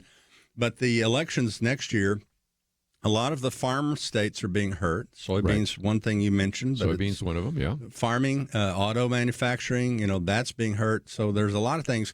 Our economy is kind of self-contained in a way that we only export. Our whole economy, only about 12% of it revolves around exports. Mm-hmm. The rest of the economy deals with people in the United States. Right. But there are not only communications, but there's supply lines that go all over the place. So we may have raw materials sent from, let's say, Australia or somewhere that produces a lot of commodities over to China. China manufactures it, sends it over here.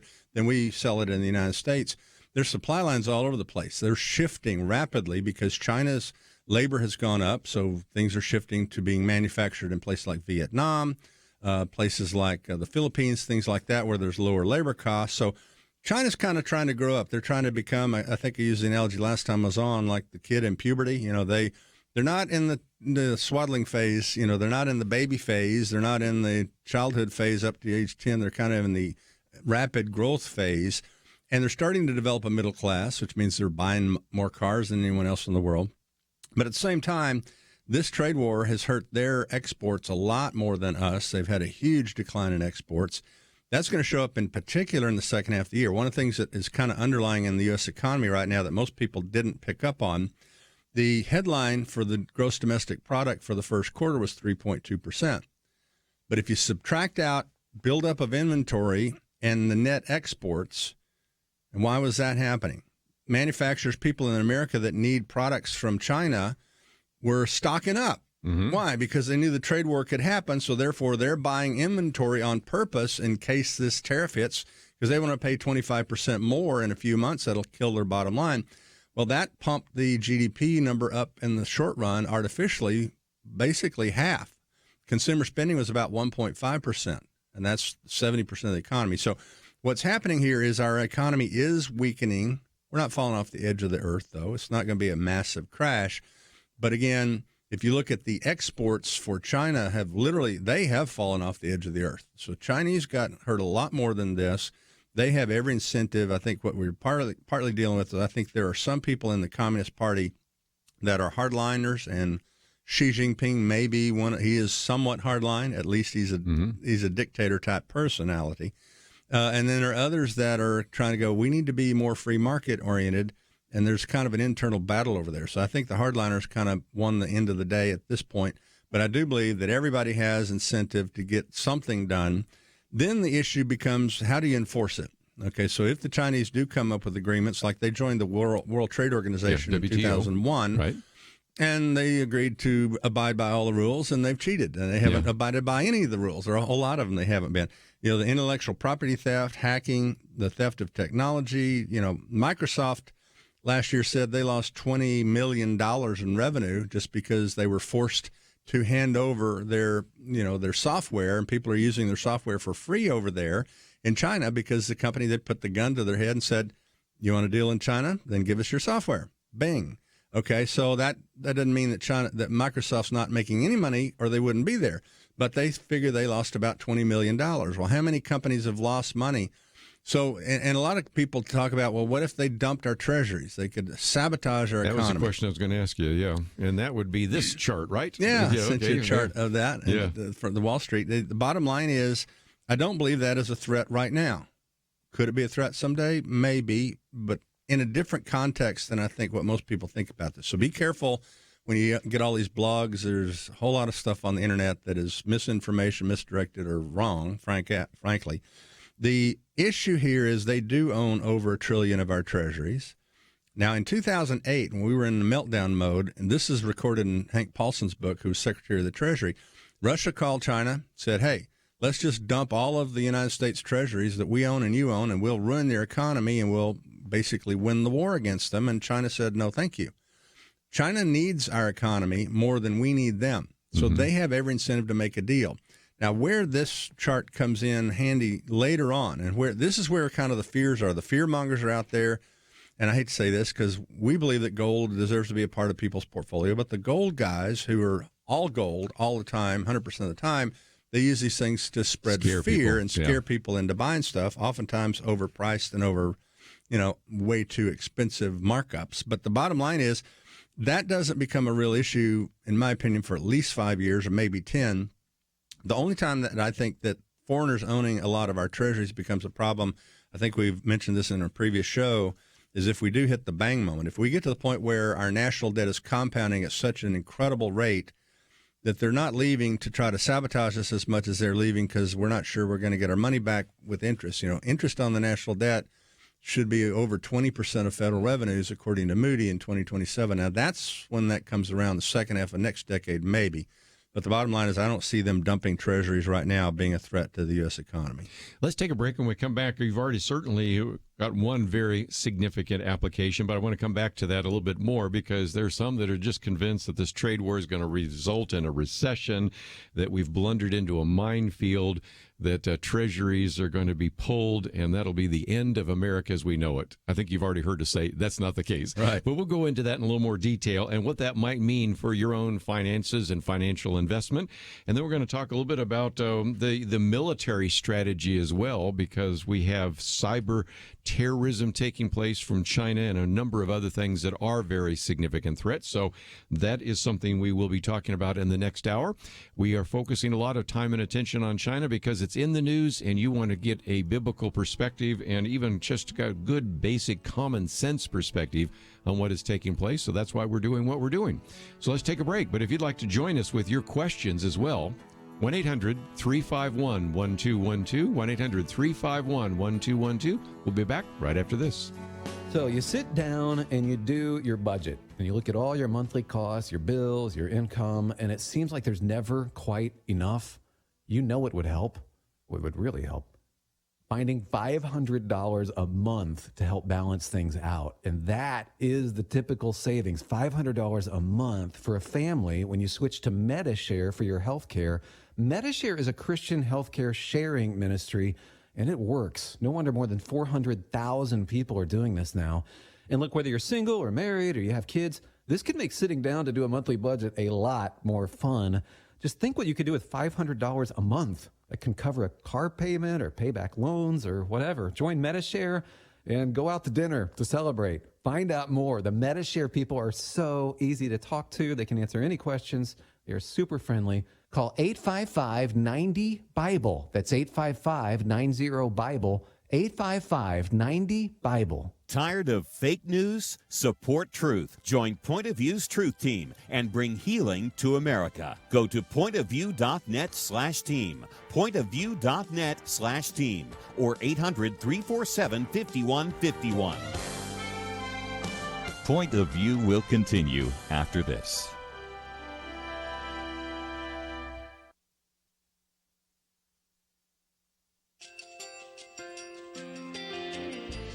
I just want to thank you so much for all the wonderful programming you have. You're just absolutely fantastic. I recently started listening to Point of View, and I really found it interesting because of the different subjects you cover. Thank you for that. I really appreciate everything that you do in keeping us informed. Thank you, Kerby, for everything that you have been doing. I appreciate all the work that you're doing, advocating for the Word of God. Thank you so much. Point of View, I think, is absolutely necessary because it's a Christian perspective, a biblical worldview perspective, and receive very current, up-to-date information about what is really going on, week to week in our culture, which is changing so rapidly, and yet it's morally sliding backwards. Yeah, I just, first of all, I thank you guys. Y'all's program is wonderful, and enjoy it every day. I learn so much every time I listen to it. Point of View Radio Talk Show.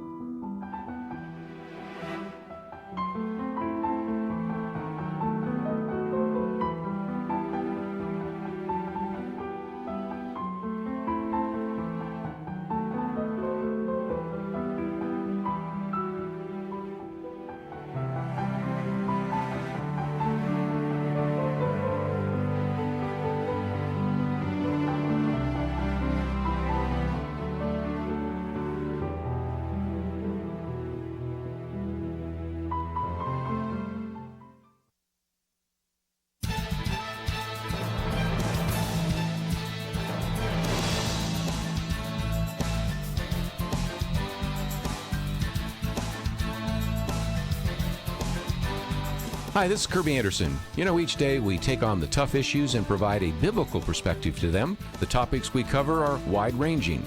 Apologetics, theology, prophecy, creation and evolution, intelligent design, marriage, family, child-rearing, the millennial generation, trends in society, politics, economics, business, religious liberty, the Constitution, public policy, foreign policy, military policy, tensions in the Middle East, abortion, homosexuality, pornography, sexual ethics, media, technology, history, and America's godly heritage.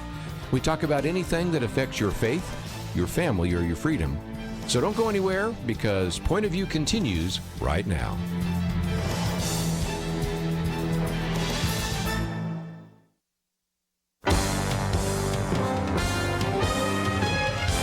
Across America, live. This is Point of View.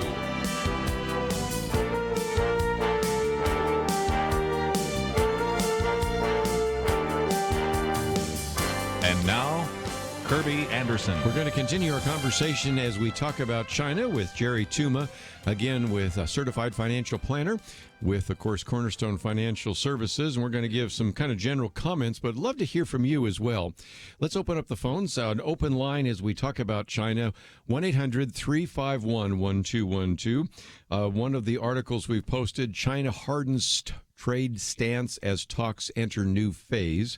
And that's one we want to get into. How would the trade war affect the stock market? Is it possible that Beijing could sink the treasury market? That's one of those issues.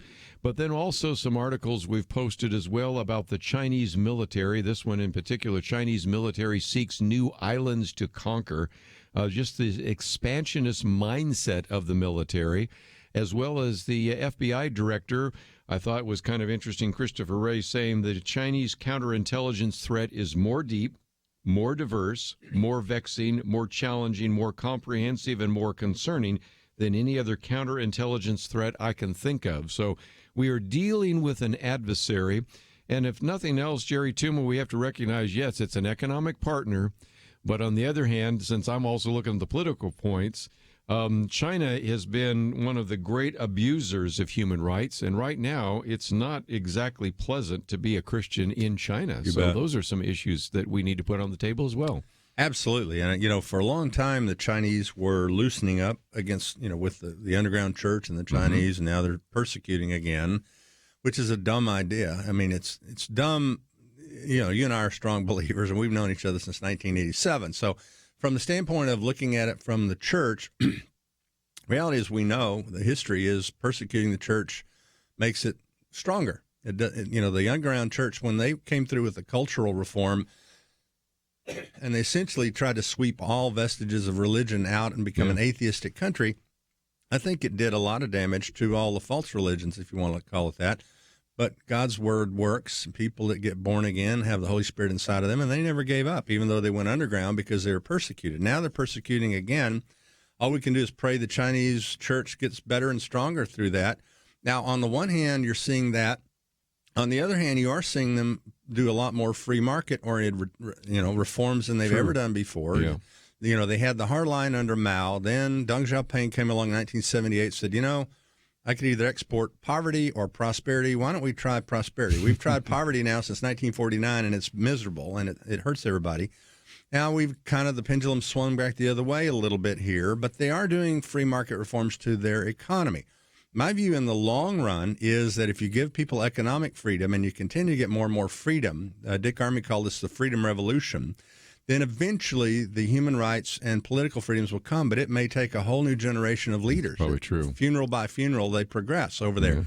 So the issue is, ironically, if they will do the things that Trump wants them to do, we can't stand the property theft, intellectual property theft, the hacking, the counter-espionage, theft of technology. God doesn't bless theft, period, over and out. The New Testament, both the Old and the New Testament, I was thinking the Ten Commandments, rather, thou shalt not steal. It's not going to be blessed in God's sight, even if you don't recognize there is a God and you're in communist China. So the issue is it's going to hurt them, and it's hurting them more than it hurts us right now.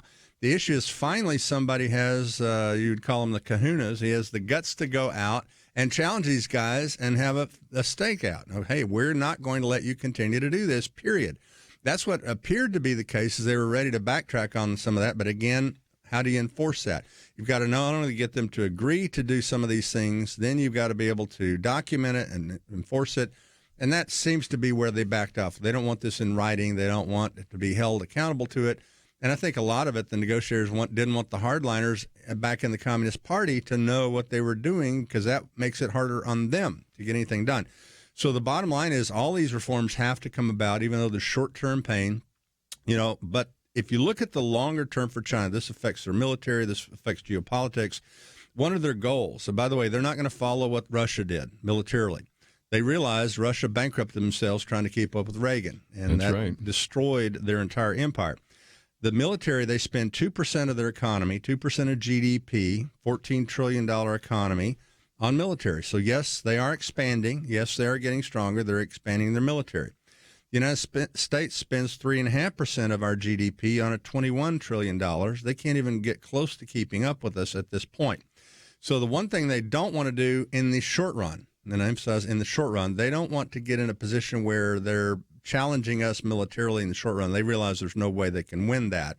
But they do have a goal that by 2049, so talk about long-term thinkers, we have a 2-year process with our congressional and a 4-year presidential and 6-year Senate. They, Xi Jinping's probably emperor for life, which might mean another 10 or 20 or 30 years, who knows. But by 2049, they want to have the largest economy in the world and the largest military in the world. Then they will be the dominant force in the world. Now, that's one reason that America's trying to buddy up a little bit to India. They are the un-China, if you will. Yes. And back to the Navy, again, they are built up one of the articles we posted here, China's military seeks new islands to conquer.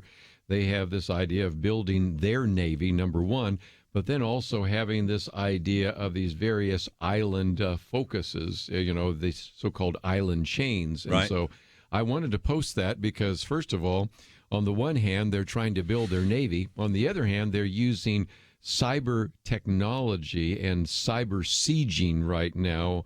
These hackers are really going against the U.S. Navy. Right. And one report said that China has derived an incalculable near and long-term military advantage from hacking, thereby altering the calculus of global power. So we're talking about some pretty dangerous things. There is definitely a long-term geopolitical war here, if you want to call it that. And so we have to, look at it in both levels. But I wanted to spend some time, as we are today, talking about China.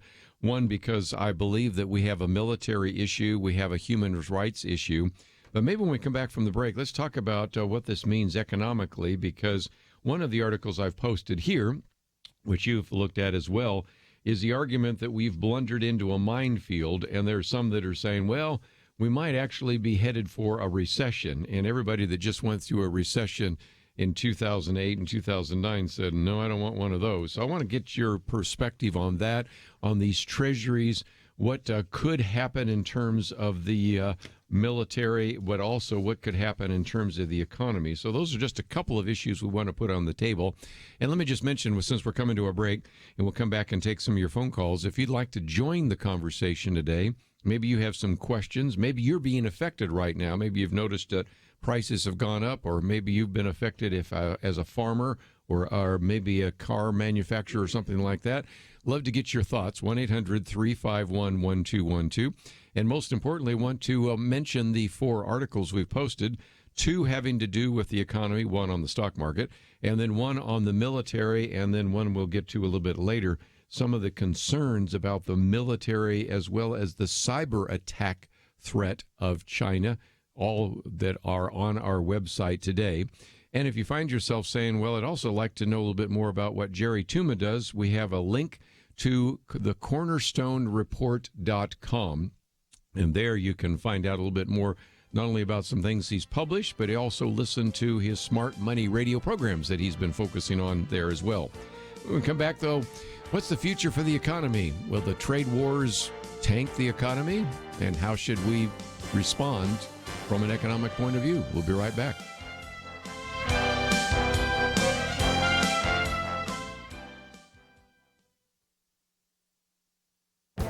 This is Viewpoints with Kerby Anderson. Should convicted felons be allowed to vote? Senator Bernie Sanders believes they should not have that privilege taken away from them.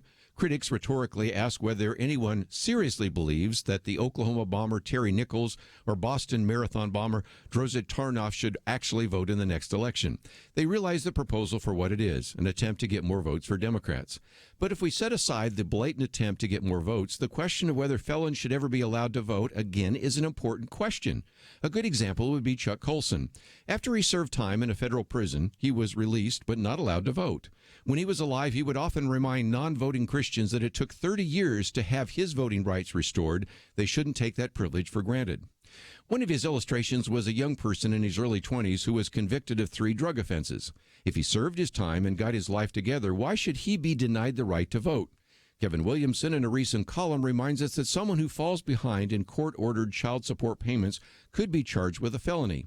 Sure, you should pay child support, but most Americans would not even consider a deadbeat dad on the same moral plane as the domestic terrorist I just mentioned.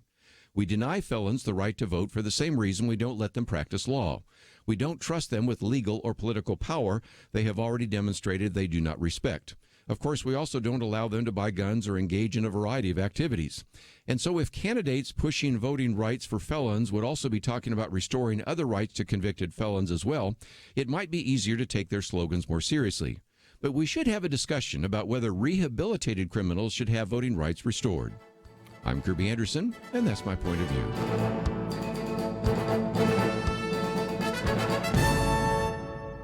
For a free copy of Kerby's booklet, A Biblical View on Socialism, go to viewpoints.info/socialism. That's viewpoints.info/socialism.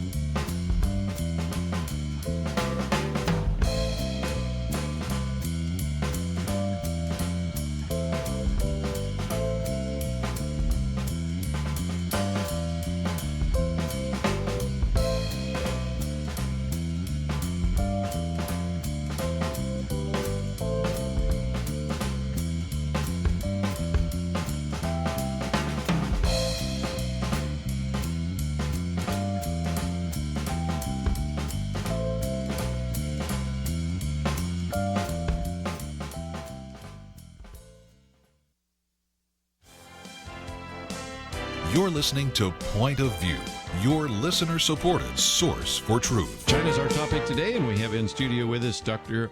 Jerry Tuma, but also want to take some of your phone calls if you'd like to join us, 1-800-351-1212. Let's head out to Nevada first. Whitey, thank you for calling today. What's your point of view? You're very welcome. China is a communist country. If we turn China, well, China is the fastest growing Christian country in the world, second Iran. If we can turn China into a Christian country, we evangelize them, we turn the foe into friends. And talking about spying, we all spy on everybody. We spy on other countries spy on us. There's nothing new. Well, and one of the things I remember, I was talking years ago, and this goes back almost 2 decades, with an individual that had been the Time correspondent in China, and he was predicting that eventually China would be the largest Christian country in the world, because he was looking at the growth of the church at that time, and he was meaning by the number of individuals, because you have 1 billion people, so even if you have just even a fraction of a percent or so that become Christians because there's so many people, eventually there would be more Christians in China than there are in the United States. And we're sort of, Whitey, I think we're sort of heading in that direction. And if it weren't for the fact that you have these dictators in control, if you really had a democracy, I think the Christians would have a profound impact in China, don't you Absolutely. think? And I agree with Whitey's point that this is what we need to pray into, if you will. It could be a foe into friends, but that's going to be the seeds of Christianity have to continue spreading and growing. I mean, the same thing, let's take an extreme situation a long time ago, the Roman Empire. The Roman Empire was heavily persecuted. You know, you had Trajan and all these other guys that were, martyring Christians, and, Nero was using them for street lights. He's So sad. tarring and setting them on fire. But eventually, the Christianity, because its truth, prevailed. So that is my long-term hope. Now, I'm not predicting either way. That's not what I'm supposed to do. But I am saying I do believe that there is a bigger and stronger church in many ways. And I still go back to, Kerby, I think I mentioned this, I don't know, sometime back when I was on the show. Deng Xiaoping, when he took over in 1978, said, I can either export poverty or prosperity. Let's try prosperity. We've had horrible poverty. Communism doesn't work. Bernie Sanders, let me let you know, socialism is a bad economic system no matter what you do, Ocasio-Cortez, you name it. The bottom line, though, not only did he do that, he brought Milton Friedman, probably the most important economist of the last 100 years, who fed basically Reagan and Thatcher and all the free market, everything we've had in terms of growth since the 1980s. He was the head of the spear. He was the point of the spear for that whole movement. And they invited him over there. How can we change the communist system to free market? And he started doing consulting with them in the late 70s. Then Brother Andrew's organization, Operation Pearl, delivered about 1 million Bibles via, in the middle of the night on the seacoast. A lot of the communist pastors over there had a portion. Sometimes they only had 1 page of the Bible. They had no Bibles because it had been burned up. Well, you can't underestimate what God can do over there in this country. India is full of all sorts of paganism. They're growing Chinese. I mean, the Christians over there are growing, but not near the pace of the Chinese. So who knows what God can do? I agree with Whitey. That's what we need to pray for. At the same time, we have to understand where we are, the current reality of how it's affecting the economy and the market. And by the way, you ask, but you didn't ask directly right. Thanks. Second, it is softening our economy, which is softening anyway. One of the articles you posted about the minefields. Yeah, let's talk about that. The New York gauge of recession probability, the New York Fed, there's 12 different regional banks. The New York Fed is one of them, which happens to be in New York, which has, the big financial center of the world. It's at 27.5%. Now, that doesn't sound too high. It's okay. A probability of recession in the next 12 months is just under 30%.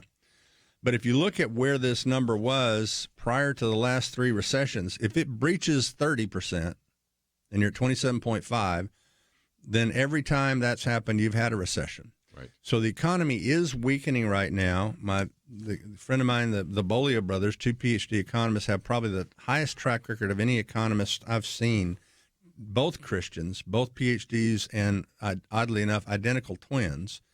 And their track record is 95 to 97% over the last 5 years. That's amazingly high. And they're already talking about some sectors of the economy will hit a recession in the next 12 months. They're not saying the whole economy. Parts of it might be more of a soft landing. But what happens, Kerby, is what historically every time we go through this cycle, the Federal Reserve, unfortunately, tends to look backward. They raise interest rates too high. They leave them too high too long. You see a softening, and we did this in one of our seminars recently, how much credit card applications dropped, how many credit card sales dropped, auto sales dropped, housing dropped, all these things dropped that are interest rate sensitive. The Fed raises rates too high. The economy is like an arrow shot into the air. At some point, it reaches an apex and rolls over. We've already seen the rollover part. In other words, the economy is not real weak right now, but it's topped out. It's not growing. Yeah. Last year was the height of that arrow, the apex of the arrow, if you will. Now we're rolling over. Now, the Fed raises rates too high, then what you end up having frequently, most of the time, is some sort of outside shock. Could be political shock. Right now I'm looking at Iran. I'm watching Iran out one eye. I'm like, wait a minute. Trump's poking them in the eye with a stick, and they don't like it. Then there's espionage going on in Saudi Arabia's with their pipelines. There's espionage, attacks going on against the ships in the Persian Gulf. It's in Iran's best interest to push oil prices higher. So what happens is, historically, the Fed raises rates too high. The market last fall got the jitters over this. The bond market right now is still telling the Fed that you've raised rates too high. The next move almost certainly will be for the rates to go down. The Fed will have to lower rates probably this fall, but historically they don't do it until they're forced to do it. The markets start to riot, then they lower rates. The problem is when you've already started down to a soft spot, not a crash like 2008. I don't see that happening at all. But when you've rolled over and you started into the soft spot and you've lost some of your economic momentum, if you then have a shock, because what happens is something always comes out of the woodwork you weren't expecting. Did anybody expect all the subprimes were going to blow up on Wall Street? No. And again, I don't see this being that bad.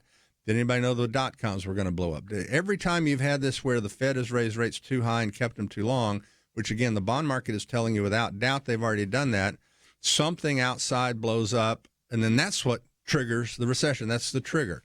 So will we have a recession in the next 12 months? I don't know. We're getting awful close to the edge on that, but it doesn't show up in the unemployment rate.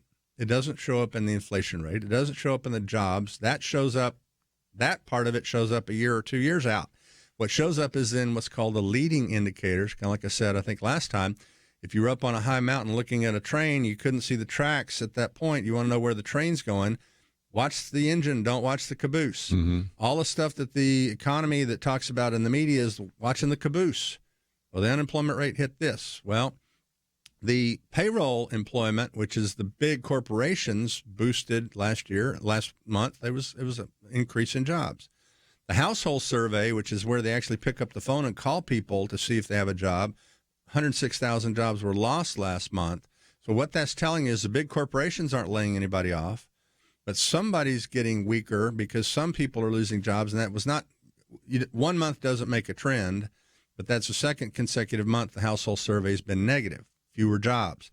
Okay, so there's a weakening or a softening in the economy. It's, again, I don't in any way say – so don't get all fearful about 08 happening again, because everybody has this panic, post-traumatic, recession thing going on with them. But I do think there's a softening. Inevitably, there will be another recession. The question is it now? Is it after the elections? We don't know. The Bolio brothers, by the way, good. This is good politically. They're also saying by about next March, we'll bottom out, they think, and then accelerate for most of the rest of 2020. And if Trump can get the market higher in the last 3 months before the election, he's probably certain to win. I mean, that's historically the way the market works. So anyway, I don't know if people have questions about that. It was a whole lot of information, but the bottom line is the recession, if it happens, the trade wars don't help the economy. They're hurting the economy a little, but the Federal Reserve, just exactly what Trump's been saying, the Federal Reserve is the real villain here, if you want to call it that. Well, and that's what he said. Of course, that was used by the Chinese to walk away from the trade talks. But as you've pointed out before, the cost of the China tariffs are certainly being felt here. But my other article here, China loses more from this trade war than we do. So they may come back to the table yet. And if nothing else, I wanted to at least focus on that for a minute. We may come back and talk about it a little bit more, because there are going to be some people that are saying this is the end of the republic as we know it, and we're headed for another recession like 2008. And I hear you say, no, that's not the case. And no, the Treasury market's not going to sink the economy and a number of other things. And so we just want to give you some wisdom to think this through. But at the same time, recognize that if indeed the economy is softening, just holding your stocks and not doing anything with them doesn't make a lot of sense either. So I want to talk about some strategies that people might consider. But maybe you have some questions or comments about that. So let's open up the phones again. 1-800-351-1212. China's been one of those questions you've been asking about. So we're trying to cover a lot of different aspects. The military issue, the hacking issue, the economic and political issues, they all are related as we talk about China. So we'll continue our conversation. We'll take some phone calls. 1-800-351-1212. Be right back. So you sit down and you do your budget and you look at all your monthly costs, your bills, your income, and it seems like there's never quite enough. You know what would help? What would really help? Finding $500 a month to help balance things out. And that is the typical savings, $500 a month for a family when you switch to MediShare for your health care. MediShare is a Christian healthcare sharing ministry, and it works. No wonder more than 400,000 people are doing this now. And look, whether you're single or married or you have kids, this could make sitting down to do a monthly budget a lot more fun. Just think what you could do with $500 a month. That can cover a car payment or pay back loans or whatever. Join MediShare and go out to dinner to celebrate. Find out more. The MediShare people are so easy to talk to. They can answer any questions. They are super friendly. Call 855-90-BIBLE. That's 855-90-BIBLE. 855-90-BIBLE. Tired of fake news? Support truth. Join Point of View's Truth Team and bring healing to America. Go to pointofview.net/team, pointofview.net/team, or 800-347-5151. Point of View will continue after this.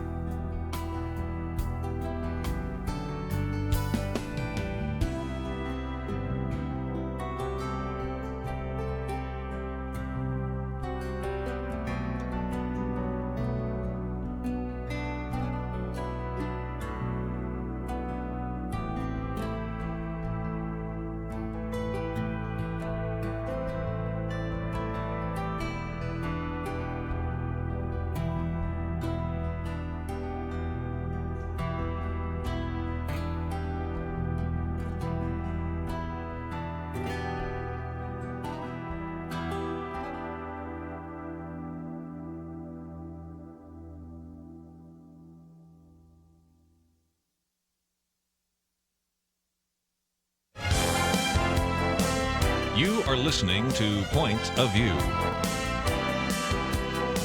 The opinions expressed on Point of View do not necessarily reflect the views of the management or staff of this station. And now, here again is Kerby Anderson. Final half hour, if you'd like to join our conversation, 1-800-351-1212. Jerry Tuma in studio with us. And again, let me just mention some of the articles that we may or may not get to today in terms of the Chinese military. Also, one from the FBI director, one of the most dangerous threats that we face from China. But, Jerry, this is a good time to maybe talk about what is available on your website. So we'll come back to some of the other issues in just a minute, because we have a link to cornerstonereport.com. And, of course, some of our listeners maybe even hear you on Smart Money Radio. You also, of course, have a newsletter and a variety of other things. But you've been using this phrase about a daddy bear, a mommy bear, and then even Goldilocks. And you're kind of looking at this remarkable set of circumstances. China's only part of that broader issue. But you are suggesting that we may be headed for a time in which, if you have this buy and hold your stocks, you're just going to be wishing that you had sold them or put them into cash, because we're kind of in a mama bear right now, and we could be heading for a daddy bear. Is that fair? Well, that's close to what I was. So anyway, let me clarify what I'm trying to say here just a little bit. We characterize in our special report Goldilocks and Three Bears, which you can get on our website, cornerstonereport.com. We characterize it kind of like the Goldilocks and Three Bears fable, or the nursery rhyme. You have your baby bears. That's more like a correction in a bull market. So we just had a correction. But we're still in other words, it looked like we were going into a bigger bear market last fall, and then it turned right around. So we had what I would characterize as a mama bear last fall. A daddy bear is one of the really big ones. We had that in 2000. We had that one in 2008.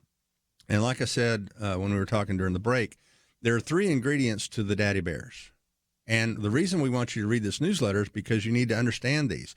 There's two things you need to focus on. One is wealth creation, and one is avoiding wealth destruction. Yes. So wealth creation, there's a time and a place. Solomon said there's a time and a place for all things, essentially. Time to plant, time to pluck up or harvest. Time to buy, time to sell in my vernacular. A time for, laughter, time for war, time for peace, you name it. Everything is cyclical. All right, so we are near the top of this cycle. Is it the exact top? Nobody knows except God, frankly. But a correction is one that normally people, in my view, and you have to develop your own investment policy. There's no blanket recommendations for what I do. But the bottom line is a correction is a dip, but the bull market is continuing on. So a bull market is defined as higher highs and higher lows. So the market has this sawtooth pattern ratcheting up, or another way I've heard it described, a man climbing a set of stairs with a yo-yo. Right. The yo-yo's going up and down along the way, but he's going from the bottom floor to the first floor, to the second floor, to the fourth floor, third floor, fourth floor. That's a bull market. So you have these baby bear or corrections in the way, and those are something usually you're better off. Most people would be better off trying to just don't do anything. Just ignore them. Yeah, instead of saying don't just stand there, do something, just say don't just do something, stand there in that case, kind of thing. So the baby bears are nothing. The mama bears are more serious. A mama bear, typically the S&P 500 broad index, which you can't invest in directly. But anyway, that's an index everybody tracks. Typically, that's a 20% drop up to, like this fall, we saw, like I mentioned, Facebook, Apple, Netflix, Google. Some of those went down 40, 45%. The difference is a 10% correction, you only need 11% to gain your money back, which usually happens in a matter of months. A 30% correction, if you look at investment math, how it works, you need a 43% gain to get it back. The problem is the daddy bears happen with several ingredients, and I'll name those in a moment. But if you have a 50% drop, the S&P 500 dropped 49% from the top of the market in 2000 until the bottom in late 2002. It dropped 53% from the top of the market in 2007 to the bottom in 2009, 18-month drop. A 50% drop, the math completely changes. Now you need 100% to make your money back. Yes. Your million goes to $500,000. Now you got to double your money to make it back. If you buy the darlings of the market, like the dot-coms in 2000, the Morgan Stanley dot-com index went down 95%. Well, that means you need a 90% drop requires a 900% gain to get back. Now, how often does that happen? Never. Yeah, that's right. The Dow Jones REIT Index, because real estate was the hot thing in the last cycle in 2007. The Dow Jones REIT Index went down 77%, rounded off to 80. That means you need a 400% gain to make it back. And it took 12 years. So if you didn't bail out at the bottom, which is what most people do, they buy high when it's hot and when everybody's talking about it, and then they sell at the bottom, and they never get their money back. It's kind of like rinse, repeat, repeat until broke kind of thing. Buy high, sell low. Anyway, the bottom line is you're supposed to do it the other way around. Buy low and sell high. So right now, if you're a buy and hold type investor, I'm not saying to get out of the market right now. We're not recommending that. We're in the market with our strategies at the moment. We've had a mama bear last fall. Right. Shocked everybody. But the 3 ingredients for the daddy bear are these. Number 1, high rates of leverage. We refer to this margin debt. So if you've got a brokerage account that says, well, you have buying power of X amount. So a broker can say, well, you want to invest $100,000, put $50,000 down and borrow $50,000. Well, that's borrowing means you have more money chasing the stocks up in price. So on the way up, that's positively correlated. And you can track these charts perfect. I should bring these over sometime.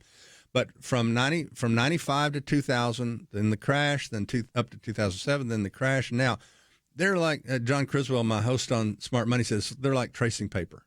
They're perfect like railroad tracks. As the margin goes up, the market goes up. As the margin goes down, the market goes down. Mm-hmm. Okay, we had the highest level of margin debt percentage of the economy ever in 2018. 2018. Higher than 2000 mania, higher than 2007 at the top. So am I saying this is the exact top of the market? No, that's not what I'm saying. I'm saying for a buy and hold investor, the risk is very high right now that we're going to have another crash at some point. 5 years from now, you're going to be in good shape if you get your money back and maybe a little bit of gain. So number 1 is how much debt is in the system, because that's forced selling when the market starts to crash.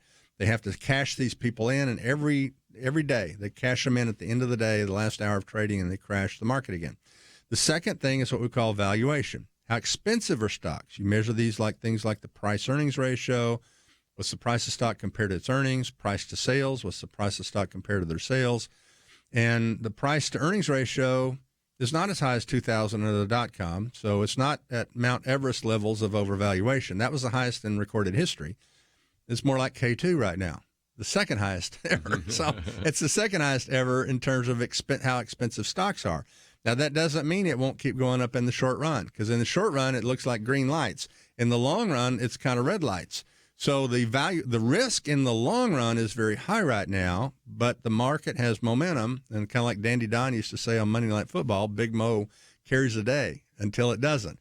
So the third ingredient of the daddy bears is a recession.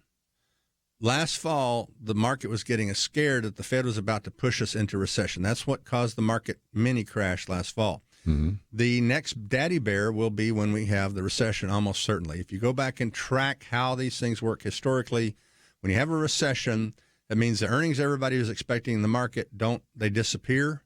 So, okay, we're expecting $180 of earnings for the market next year, and instead it goes to $70, and the stocks are not worth what they were expecting before. So that's when the daddy bears happen. So the reason we published this special report, even though it was a mama bear, not a daddy bear, when we put it out, of course, I didn't know that at the time. It could have morphed and gotten further. You didn't know that. But at the same time, bottom line is you need to kind of, as they say in The Art of War, Sun Tzu, know your enemy. You need to understand how these things work if you're going to be serious about avoiding wealth destruction. The flip side of that is wealth creation. There are a couple of things I think are very likely to produce wealth. One of them is the evil empire, according to the media, and that's the oil price. Mm-hmm. If you look at the long-term march higher with China and all these other emerging markets, we mentioned the One Belt, One Road initiative that China's got. They're going to try to, again, I've seen estimates as high as $8 trillion. We're talking about maybe $2 trillion to repair bridges and stuff in America. They're talking $8 trillion to build railroads and the infrastructure, railroads, hydroelectric dams, ports, and all that stuff. That's one of the things that made Xi Jinping more, bold, I guess, in his negotiations with America is 40 heads of state came to their One Belt, One Road meeting a few months ago. They're like, okay, these people are going to play ball with us, which, by the way, if they're going to try to conquer all these people militarily, they won't be good trading partners. So they've either got to do one or the other. I think they want to become the dominant military force without question. But I also think that they're realizing, hey, if we trade with these people and help them, now the Chinese are going to negotiate it to their best advantage always, no doubt about that. But they are trying to build infrastructure. Even Italy, in the first European country to embrace this, they're saying, hey, the old Marco Polo trading route, 1200 or whatever it was. So the bottom line is we are not in a recession yet. We're in a soft spot. I think the Fed has raised rates too high. Danger of recession is high. The market is very expensive. But in the short run, momentum is carrying the day, and the momentum is going higher. Again, we have a link to cornerstorereport.com, and you can actually click on to get Jerry Tuma's special reports and look at some of those facts and figures and some of those graphs and some of the other information. Let's come back, and we'll make some final comments before we're finished with the conversation today about China. All that coming up right after this.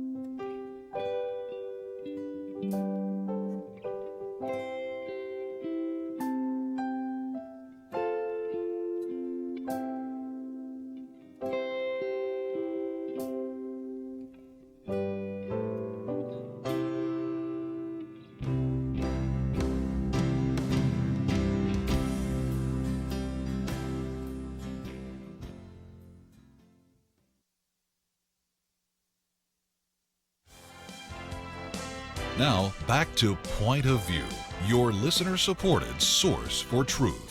Back for a few more minutes, and Jerry Tuma in studio here. Thought we'd look at this even from a spiritual point of view for just a minute, and that is that as free trade develops and as a free market develops, theoretically, it may not happen in the near term, but certainly long term, any country that has any kind of economic freedom usually also has political and religious freedom. So this may be good for the Christians that are in Russia and the Christians that are in China and the Christians that are in Iran and a variety of other places where there is some kind of persecution. It may not be working in North Korea because there's no freedom there, but in other places that has been the case. And you've got a piece here that we haven't really talked about, that if indeed Donald Trump is pushing them to actually open up free trade, that's not something the leaders in China would necessarily do, the hardliners, but it may be the very best thing for China itself. It really could be. And again, we were talking about the church in China and what God can do with the church over there. May 15th, Wall Street Journal, Heard on the Street by Nathaniel Taplin, talks about this, and I'll just kind of get to the bottom line here pretty quickly. What he's saying is, the hardliners still believe the old communist garbage, propaganda to some degree. They don't want to release control. They don't want people to have freedom. But once you start giving people freedom, as we mentioned before, Dick Armey called it the freedom revolution. You start giving them economic freedom. Eventually, historically, rest of the freedoms are going to come, but it may take the death of a lot of the old hardliners to get there. But at the end of this article, he makes a really good comment in the last paragraph. He said, ironically, China's best hope might be that a trade featuring exactly the sort of competition-boosting reforms the Trump administration wants. A fairer, wider playing field for private capital, intellectual property enforcement. This could help preserve Chinese access to Western markets. Right now, the Westerners are getting fed up. They're like, okay, you've been stealing from us too long. We're done with this. You're abusing your power. It's capitalism with a gun to your head kind of thing.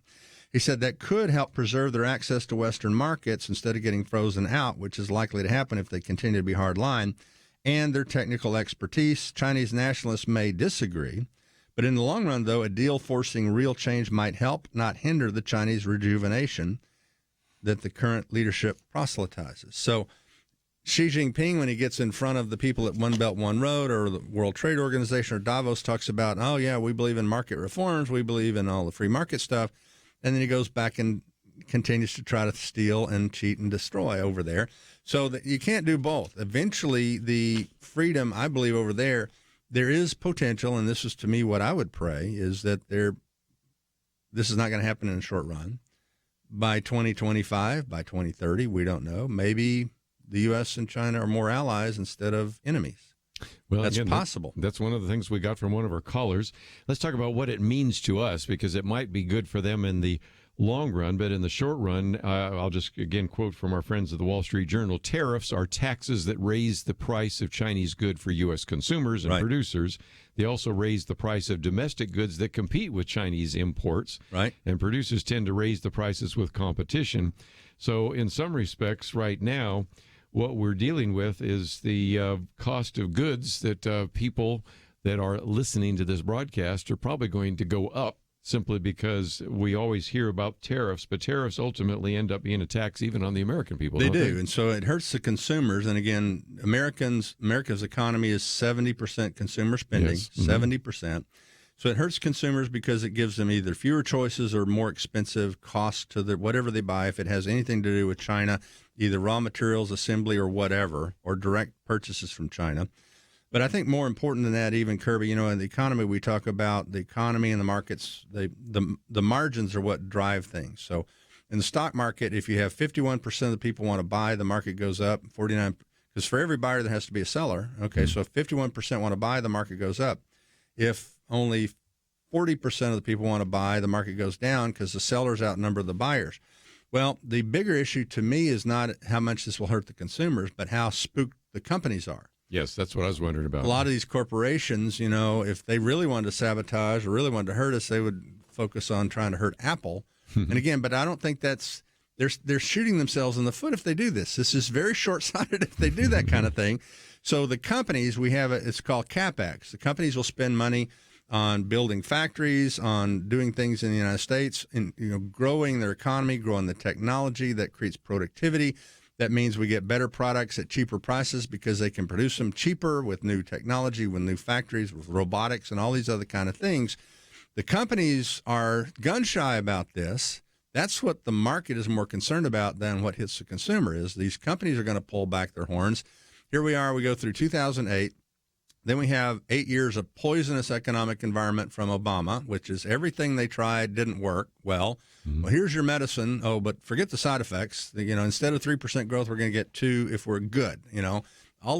Everything they tried was bad for the economy, and we endured all that in spite of everything. They were all a bad medicine they were trying to give us, the left-wingers were.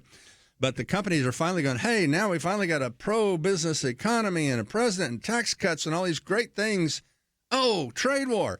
And so like the turtle that's spooked, he pulls his head back into his shell, and the companies stop expanding. Yeah. That's a much bigger issue than what hits the consumers, and that's more or less what this is doing. It's spooking the companies so they won't expand more, which is we need the expansion of these corporations to get better products, services, cheaper, more growth of the economy, more taxes to the federal government because you've grown the GDP. So your economy, instead of being 21 trillion, is 30 trillion. You get more taxes. It helps everybody. It hurts everybody when this kind of thing happens. That's what, to me, is a more concerning deal. That's why the stock market has jitters over it, is more what are the corporations going to do. Well, and again, the stock market has dropped, what is it, 1,300 points lower than it was in January of 2018. So if indeed the stock market is the way in which you evaluate things, then it's not doing well. But again, we've got to recognize that there's some other factors. And so just before we run out of time, if people want to talk to you off air and say, okay, I've got a portfolio and you've concerned me about what's happening in China. I've heard some of these people saying buy gold, and you're now saying no, you don't need to. Don't go overboard there. Yeah, don't go overboard, and you don't need to go find a cabin to live in for the rest of your life. Don't go into a cave with survival food. But if they want to know about how to contact you, how can they do so? We have a phone number, 800-327-4285. Again, 1-800-327-4285. You can call it from anywhere in the country.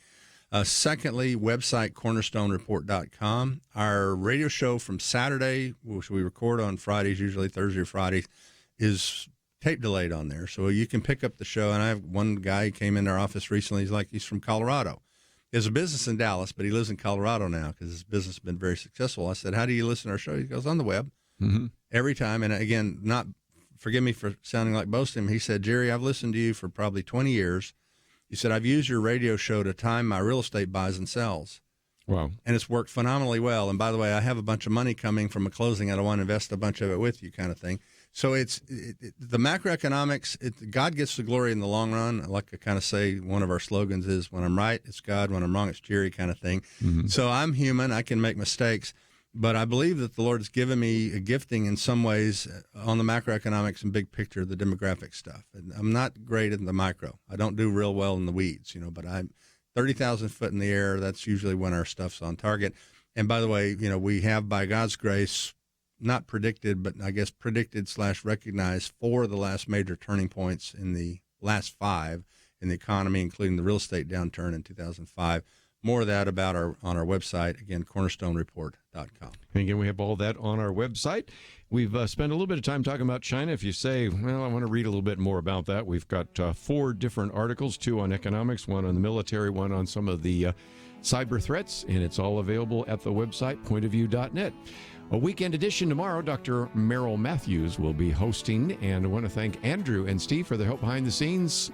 Hope this has been instructive to you. See you back here tomorrow on Point of View.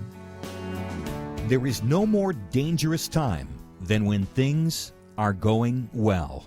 Remember Elijah on Mount Carmel? Fire came down. There was no doubt who was God, but what happened next? He went from amazing faith to a time of great fear and depression. Many Christians have been very thankful a certain Democratic candidate for president was not the one to nominate 2 replacements for the Supreme Court. But as with Elijah, times of great victory are also times of great danger. Moments like this are not the time to take it easy. This is not the time to let our guard down. This is a time to double down on our work in the community, to serve and pray and plan and invest in a better future. This is the time to join Point of View's Truth Team 360 to make sure today's promising gains are not lost tomorrow. Show your commitment to our future by visiting pointofview.net/team or call 800-347-5151. Ask to join the Truth Team. Pointofview.net/team and 800-347-5151. Point of View is produced by Point of View Ministries.